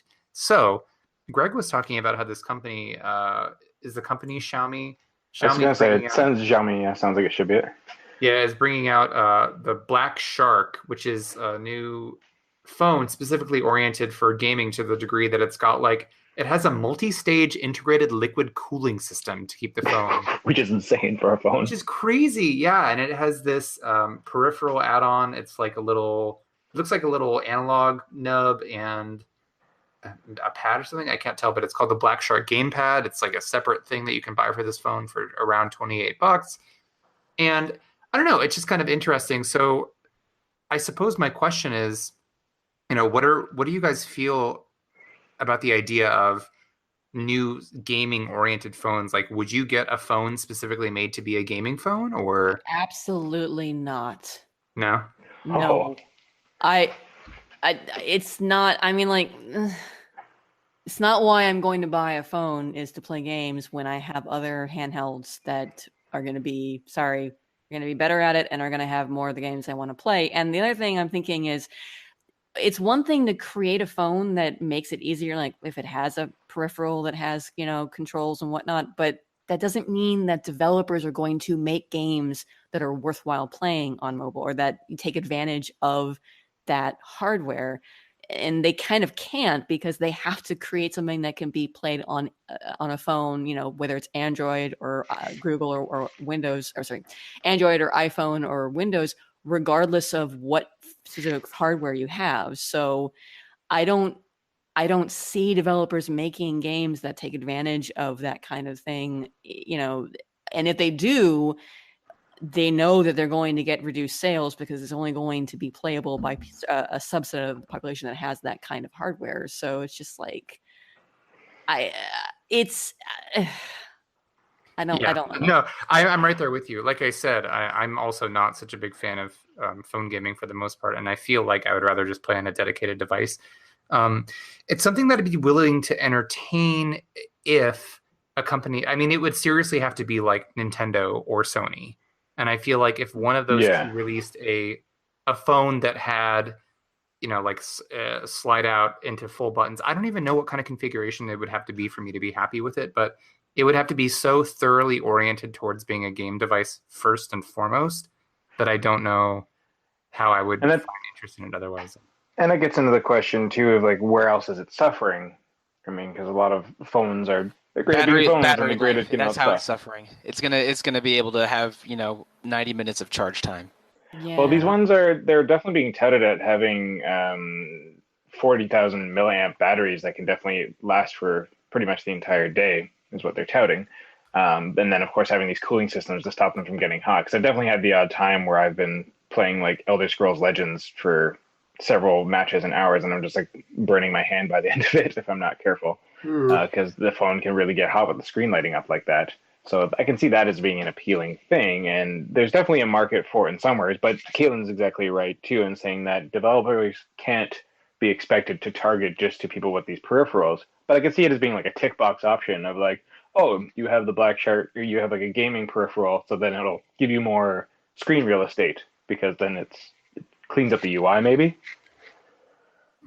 Yeah, I'm still on Caitlin's side. I think that dedicated gaming devices, handheld gaming devices, are more suited to that purpose, and I would rather have a phone that's more concentrated on being a good phone.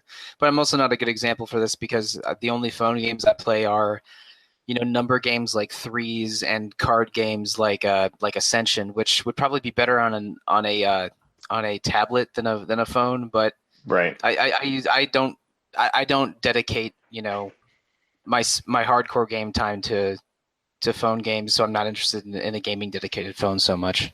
No, of course not. But I can, I guess, and that's the other thing too, is for us, the generation that has grown up with a lot more of the handhelds and stuff, and haven't had like an iPad in our hands from age 3. Like Gwen is a wizard with it. When I first came into her life around 3, 4, as her stepdad, and she could navigate an iPad like a breeze. Whereas I feel like if you had asked 3-year-old Greg to have it, he probably would have figured it out. But it still was like just we didn't grow up having that. And for them, a lot of their gaming is very centric on that now, with especially with PUBG and Fortnite and Minecraft. I could see it being a lot more appealing to kids maybe and their generation as they grow up to maybe look into these kind of phones, but maybe it's not for us who look to Game Boy and its predecessors per se. Hmm. I wonder. Yeah, maybe it's just a difference in demographic, but yeah, no, I'm generally just not that interested in phone games. I make exceptions every now and then, but it's more like the lack of physical buttons is the one thing, and then the sort of type of game that's endemic to mobile phones is Mm-hmm. what I'm not really so interested in. So And I agree with that too. There's very few out there that really, like, I mean, there's definitely some impressive stuff that they're developing for phones. But I've already gotten so used to playing those kinds of games elsewhere that I don't feel the need to do it on my device and eat up battery time X or data or whatever on my phone, where it's like I can just do this on my DS or do it on my PlayStation or whatever, right? So I'm definitely in that uh, same side of the argument as you folks. It's just interesting. I don't think it's going to go away though. I think they are going to keep developing this because there's a definite market for it. And as I was saying too, like especially in China, where a lot of the bigger gaming happens on phones and stuff more so than it does because the console market penetration isn't as big apparently there. That's true. Yeah. Anyway, Well, it's interesting. Yeah, no, interesting topic to bring up. I'm not that passionate about it, so I don't have as much of a like strong stance to take on it. So I'm still trying to wrap my head around a liquid cool system that can actually work in a phone's form factor. Like, I mean, like, they're not small.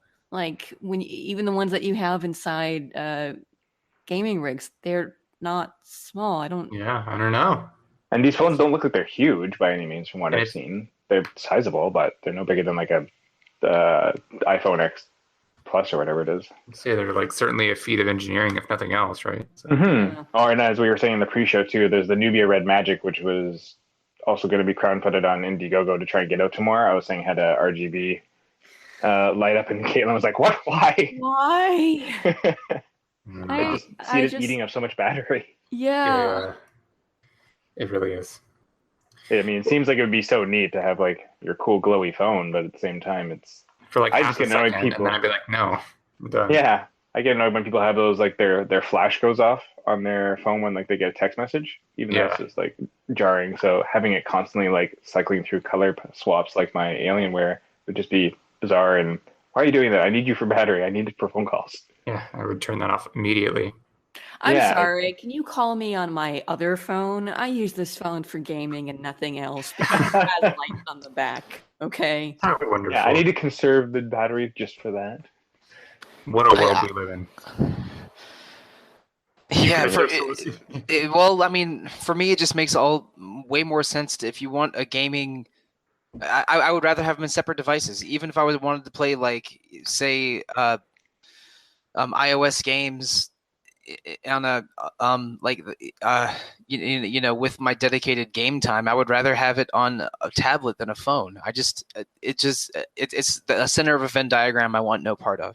Yeah, that's fair. Well, let's move on to talking about something that is within our coverage. I mentioned that I wanted to bring up whenever we have interesting milestone features on the proper site, and I just kind of gave away the title of the feature. So as part of our ongoing 20th anniversary celebration at RPG Fan, the latest main feature that we have is the 20 years of milestone RPGs feature.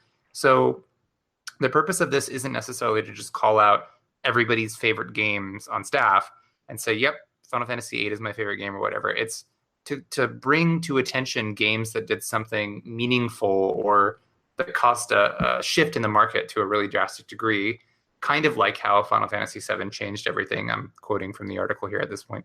But Final Fantasy VII was the year before this feature started in terms of our coverage for it. So not that specific game. But I know that several of you here, Solosi and Caitlin, you both wrote some games. Sorry, I cannot talk. You wrote about some of the games for this feature, so I just wanted to, have you bring it up a little bit. So, Caitlin, I know that you wrote about Final Fantasy XIV and Horizon. Yes.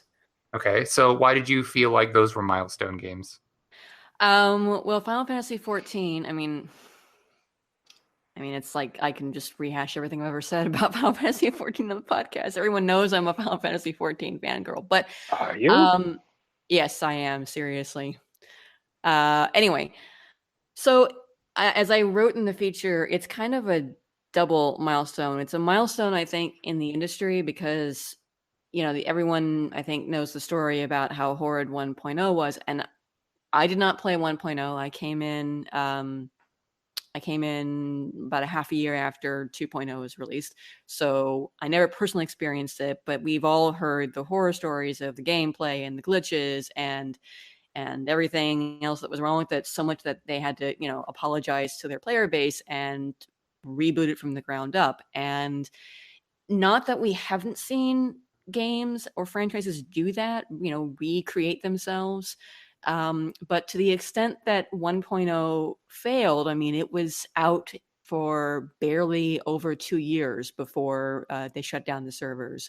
Mm-hmm. And I think if it had been a different company, I don't want to say lesser, but a less big name, renowned company like Square Enix, if that had happened, it could easily have been, the end for a company like that. And for Square to come back and not just save the game, but save it in such a way as to make it this amazing experience that, Mike and I can't stop gushing about on the site.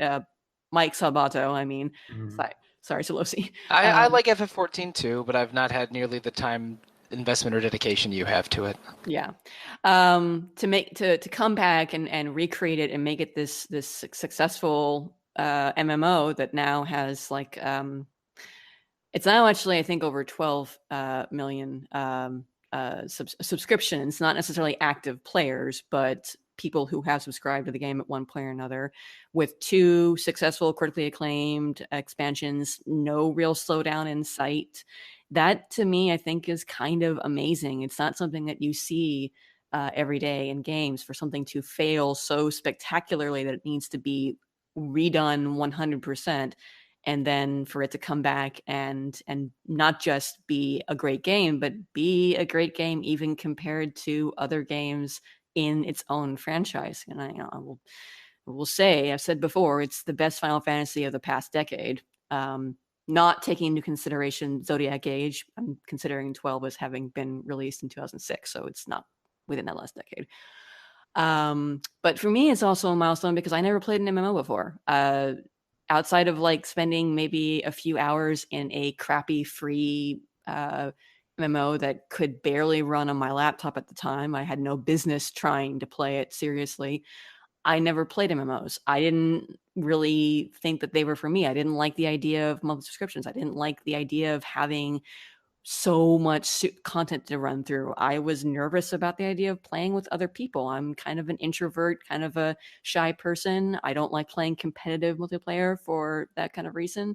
And even cooperative multiplayer was scary to me. And, I finally jumped in because I had a friend who was raving about it. And I've been subscribed for, over 4 years now, going on 4.5, I think, in a few months. So for me, that was a big milestone. So yeah, I love 14. And then Horizon, maybe it seems a little weird to include a game that's only about a year old, but I do think that Horizon is worth mentioning because it's not just because it's this beautiful, gorgeous AAA RPG, but it was a new IP from a developer who had never done this kind of game before. Guerrilla Games, they're most well known for the Killzone franchise, which are beautiful games, but they're first-person shooters, and this is a third-person action RPG. And to manage that kind of feat in this sort of day and age where there have been AAA games that have promised the world and then either fallen flat on their face or have just not lived up to that promise, to have this new IP really live up to the promise, be that beautiful, run that well, be that fun, and to top it all off with a female protagonist who, come at me, bro, is really one of the best female protagonists I've ever seen in a game, is just, I really think, worth recognizing. And I do think that it's going to be kind of an example for games to follow in the future that want to go into that sort of that mold of the open world adventure game. I think that we're going to see developers taking cues from that going forward, or at least I hope that we will. Yeah, I think that's very eloquently stated. And then, Solosi, you wrote about how much you love the Kingdom Hearts series, right? Just nothing but Kingdom Hearts? Is that correct? Oh, wow. You're lucky Rob's not here. Okay, so you wrote about, what did you write about? You wrote about Persona 3, I know that, and Dragon Quest 8, yes? Correct, yep. Okay, cool. I guess, I think both of those were milestone PS2 games, in part because of what they did within their own series. Dragon Quest 8 came out in 2004, 2005, and so about 20 years after the original Dragon Quest games. And Dragon Quest is the sort of granddaddy of RPGs. It's the original. It's one of the most popular video game series in Japan. And indirectly, every Japanese RPG takes some inspiration from Dragon Quest. But before Dragon Quest VIII, it was really only niche popular. It only had niche popularity outside Japan. And with Dragon Quest VIII, it represented a turning point, I feel, because it was the first one to have full 3D visuals, the first one to have voice acting, even though it was only in international versions of it, and the first one to have a fully orchestrated score, although that was also only international versions. And it also was, at least in my opinion, an excellent standalone RPG that represented all of Dragon Quest's strengths, with a sort of a fairy tale kind of story that ties up loose ends at the end and has those really colorful and appealing Akira Toriyama designs. So it's an excellent game that did a lot of new things for Dragon Quest, and also was the first one to have a truly international release. It was the first Dragon Quest game to be released outside of Asia and North America. It was the first one to go to Europe. And without Dragon Quest VIII being such a huge success, I don't know if I say we, I mean the international community gets those DS and 3DS remakes, or if Dragon Quest XI looks like it does, because 8 and 11 are the only really two massive scale 3D environment Dragon Quest games. I mean, I haven't. Dragon Quest X is the one I haven't played, so forgive me if the MMO Dragon Quest also hit some of those Dragon Quest VIII notes. Yes, Mike. What do you mean you haven't played the Japan-only MMO that requires a subscription and a Japanese IP to play? That's ridiculous. I know it's a personal failing on my part. I apologize. Yeah, well, you can get off the show too. So. But yeah, Dragon Quest VIII felt like a turning point for the series that I think is shaping one of the oldest, most successful RPG series of all time. It's shaping its image going forward, and I thought it was a really important PS2 game. It modernized it for sure, and I would say you could even argue the same about the other game that you wrote about, Persona 3. Yeah, I'm making really a similar argument for two PS2 games that came out a couple years apart. And they might be my two current, highest hype level series that I'm deeply into. Because Persona 1 and 2 were, again, niche popular games, probably even within Japan. And I had heard of them, but that was because I was, entrenched in. But I had heard of Persona before Persona 3. But that was because I was, deep into RPG communities and forums that are practically drowning in enthusiasts of uncommon JRPGs. But I had tried Persona 1 and thought it was terrible, and sort of given up on it. But and that was early 2000s, I guess. But Persona 3 had completely changed the scope of the series. It went from being teenagers summoning. It went from being basically a normal kind of SMT flavored RPG, but starring teenagers with weird goings on in their town, and had developed a new framework that borrowed from dating sim games, where you were living the life of a teenager in Japan, and fighting demons and battling your inner demons and making social connections strengthened your abilities in battle. And I think the fantasy of a sort of a Japanese high school anime, and the fantasy of being part of a like Buffy the Vampire Slayer Scooby Gang fighting monsters after school was a really appealing combination. And Persona 3 was such a huge success that Persona 4 and 5 were basically made in its image. Right. And all of the old Persona games got remade, and there have been a multitude of spin-offs, from anime to fighting games to dungeon crawler games. And then now I think I mentioned this in the blurb, Persona games have outsold the greater Shin Megami Tensei franchise. Yeah. And if anything, and I think it's the success of Persona 3 onward has shaped the success of Atlus, which is, a niche RPG player's favorite company in many cases. Yeah. So I would agree that it is hugely influential for those reasons. Excuse me, for those reasons. So if you guys are interested in hearing any more about the milestone RPGs that we picked for the feature, you can check that out on the RPG Fan main page as of right now, or you can go to rpgfan.com. I think it's just /features, yeah. And we also have it in the top navigation bar under features, so you can read more about what we picked and why. So just a couple more quick hits to round out the podcast today. We did recently receive the announcement that there is a new entry in the Etrian Odyssey series coming out soon. and it is Etrian Odyssey Cross. It looks like an X, but it is pronounced Cross. It even says Cross in the graphic. Just like Monster Hunter Cross and Monster Hunter Double Cross. Ooh, Double Cross. That's fun. MHXX is pronounced Monster Hunter Double Cross, and I think that's amusing. Just great. So this is supposed to be the final Etrian Odyssey game on the Nintendo 3DS, and it is going to be a culmination of the series thus far by bringing in all the past character classes. There's 14, 15, is there more than that? 19 character classes, including one new one, the hero, and you'll be able to make your own adventuring party as always, using a combination of whatever characters you like best.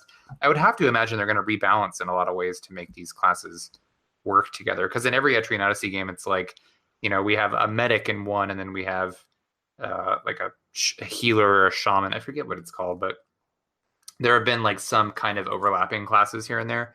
So I'm guessing they're going to sort of make these classes work in a way that would be preferable, because otherwise I don't want, what's the difference between a hero and, say, a princess? Because the princess class was about buffing your party and having like marching, rallying orders and that kind of thing. And it seems like the hero might kind of be the jack of all trades along those lines. So I'm just kind of curious as to how they'll balance it. But it is coming out later this year in Japan. US release has not been announced yet, but it is pretty likely because we haven't missed an Etrian Odyssey game yet. So the other piece of news that I wanted to bring up is that Disgaea 1 is getting its remake finally. It's called Disgaea 1 Complete, and it releases in Japan later this year. It's going to be on the Switch and PS4, and it's being made to commemorate the series' 15th anniversary. So kind of hard to believe. Disgaea was sort of the game that launched NIS America. It put them on the map as far as I'm concerned. And the first one they've done is iterated on it. So the first one was localized by Atlas, and then they had a game that came before it. The one with angels, La Pucelle Tactics, localized late. Published. Yeah, exactly. Localized after Disgaea 1 was, but then after a couple early Nipponichi games made it through, NISA was formed, and it's been their big moneymaker, I think, right? Yeah. Mm-hmm. So we don't really have, again, we haven't heard confirmation of a US release yet, correct? Or no, NIS America did announce it. I'm sorry. Yeah, NIS America is the one who announced that Disgaea 1 Complete is coming out. So that is coming out this fall in the US. Sorry about that. So if you're interested in the series and want to go back to its roots, you can check that out and have it on your Switch, which is pretty cool. I reviewed Disgaea 5 on the Switch last year. God, hard to believe it was a year ago already that the Switch came out. And I felt like, in terms of bang for your buck, man, Disgaea games you can get hundreds and hundreds and hundreds of hours out of, even if, I don't love everything about them. There's so much to do there. So a remake of Disgaea 1 for Switch could be a really good way to spend your time. So. It's one of the better games in the series. So anyone who's curious or wants to dive into that again, the Switch is the best imaginable place to play it, I think. I would agree. And my final note for today is, so once again, jumping off of something that was posted to our social media accounts, Steph posted a really cool little, what did she call it? A fan care package for people who are interested in this game. We just celebrated the 18th birthday of Breath of Fire 4. And I know 18 is kind of a weird number to do a celebration for, but Breath of Fire 4 is an excellent game, so I will allow it. Steph, she had posted some art on our Instagram, and linked to our soundtrack review that was done way back when. And I know Breath of Fire 4 is available on the PSN. It's like $6. So you can play that on your Vita or PSP or PS3 even. I wish I could play it on my PS4, but Vita will get the job done. So in light of that, I just end to say, hooray, happy birthday, Breath of Fire, a series that I've always adored. Do any of you have a favorite Breath of Fire game? I know one of you, Caitlin, did you say you haven't played any? I haven't played any. Okay, so I'm going to say that your answer is 4, just to support my own. Greg, do you have a favorite Breath of Fire game? Yeah, the first one I ever got into, and it's probably one of the earliest JRPGs I ever played on the PlayStation, was Breath of Fire 3. Yeah. I think I played it with someone who rented it, and then I was like, I have to have this, and I bought it for myself and went through it and full Super Saiyan and all that sort of stuff and beat it. But it was a great game, and I really wanted to try 4, and I haven't gotten around to it, but I have gone back and tried 1 and have enjoyed it as well. But 3 is definitely, it looks gorgeous. The pixel art in it is incredible. The 3D background immigration was great. Yeah, the Breath of Fire 3 seems to be, it feels like it's the most well known from whenever I talk to somebody about that series. They're like, oh, yeah, I played Breath of Fire 3. I don't know. I don't know that that's necessarily the most popular, but it's good. One, I think even three, the series is known for having pretty poor localizations, especially the earlier ones. Like two was notoriously bad. And Oh, really? yeah, I played it a ton as a kid, but there are places in the game where it just flat out tells you incorrect information about like where to go, or the dialogue doesn't make sense. So It's that's a a shame. mess. Yeah, and I think that they redid the script for the Game Boy Advance ports of one and two. Is that correct? Do you know, Solusi? Or I know that they did have those ports, but I didn't play either of them. I played both of them on rentals on the Super Would have been Nintendo. smart. okay, yeah. Well, that would be something to go and look up on like Hardcore Gaming 101 or something. But Right. fun fact though about Breath of Fire 3, so the composer Sean Shafiansky, who did the opening music for the now sadly on hiatus Rhythm Encounter, he's a friend of the site. He actually did a Breath of Fire 3 remastered album. So on his Bandcamp, it's just his name. So it's Sean Shafiansky. It's SCHAFIANSKI.bandcamp.com. You can find his Breath of Fire 3 remastered tracks album. It's looks like it's $10 and it's got 14 tracks and they're all like very jazzy and cool and well done. So if you're interested in hearing some Breath of Fire 3 music, that might be a way to spend your afternoon. And Solosi, do you have a favorite BOF? Yeah, I've played the first four, but I only finished 2 and 4, I think. So 4 is the best one. The faux loose segments are awesome. Mhm. The sprite work is absolutely gorgeous. All of the attacks have great animations. The cast is diverse and cool. I remember I played it for the Retro Encounter podcast in December, January, this past December and January, and I for the first time, and I really, really liked it. Alana and Steph joined me on those, and it was a lot of fun to record. But can I give you 2 Breath of Fire fun facts quickly? You may. Um, Back when they were both with Capcom, Yoko Shimomura contributed to the Breath of Fire 1 soundtrack. Back when she was in-house in Capcom, and also Cool. the lead character artist for Breath of Fire 1 and 2, I believe, was Keiji Inafune, the original designer of Mega Man. Oh, Huh. I did not know that. Actually, I think they were both only 1 and not 2. 2 was a little different, but yeah. So back in when Capcom was awesome, they made some Right, decent yeah. RPGs.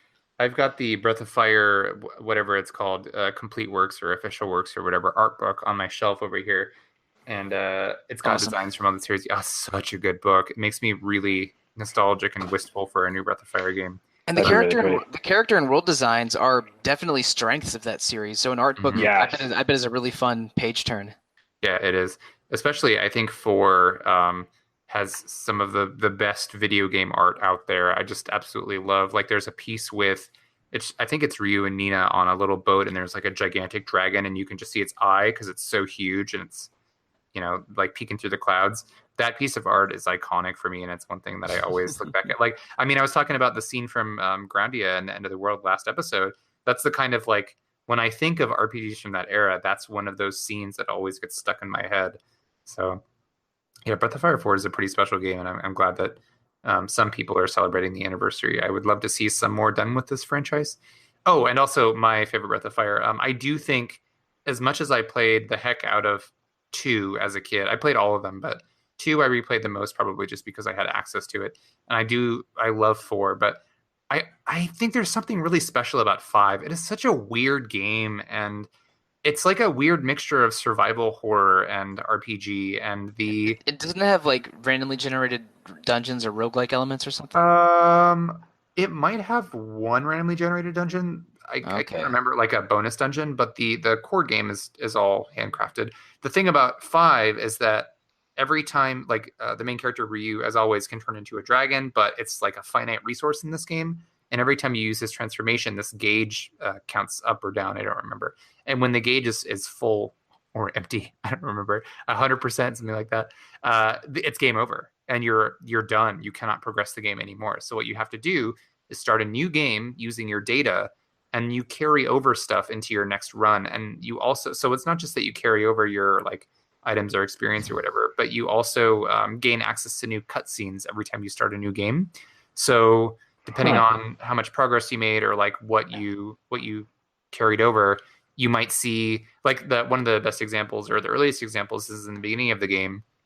Ryu is with like his partner. They're hunters basically, and they're getting a mission briefing in their little hunter HQ, and then you leave and you progress with the game. You know, when you load, like if you have the incident happen where you max your D ratio or whatever it's called. There's like 2 gauges. I'm sorry if I'm getting it wrong. But when you have to restart your game and load your data, the second time you go through that, you'll see a second cutscene after the fact, like after your characters have left the office. I want to say, I could be misremembering, but it's like your hunter leader guy talking to some shifty person who was hiding in the shadows or something like that about what's going to happen next. So you get these insights as you progress through the game about different characters' motivations from different sides that you wouldn't have seen the first time around. So I think that game demands a really unusual kind of mindset and like a high level of patience, but it has some fascinating ideas. And I think it is a prime candidate for re-release on PlayStation 4 a la Rogue Galaxy and Dark Cloud 2 like they've done. All they really need to do is, you know, make that game run in HD. I don't really think they need to. I mean, I guess there's more that goes into an HD remaster, of course, than just like make it HD. I'm not a programmer. I don't know what they have to do. But if they could just do the same treatment as they did for something like Dark Cloud 2 with Breath of Fire 5, well, Dragon Quarter, whatever you want to call it, I would love that. I think 5 is just underrated criminally. Plus, the soundtrack is by Hitoshi Sakimoto of Final Fantasy 12 fame. Awesome. And that like ties right into like the underlying sub theme of today of games where you get a second chance to do better. Yeah, weirdly enough. Stories and that, yeah. Whoa, yeah, stories. I mean, God of War is Kratos' second chance. Oh, fair enough. In a sense. Ditto. Yeah, ditto. I wasn't aware that Capcom made another game where you hunt dragons at a hunter HQ. But yeah, there we are. This is really inspiration. Well, I was going to call this episode Kratos Protecc, but he also Attacc. I might have to change it. We'll see. Well, I think that's going to do it for the show today. So if you have questions, comments, or spare potions, you can email us at podcast@rpgfan.com. You can also follow us on Twitter at rpgfancom and like our Facebook page at facebook.com/rpgfancom. It would be super cool of you to subscribe to us on iTunes or through the RSS feed.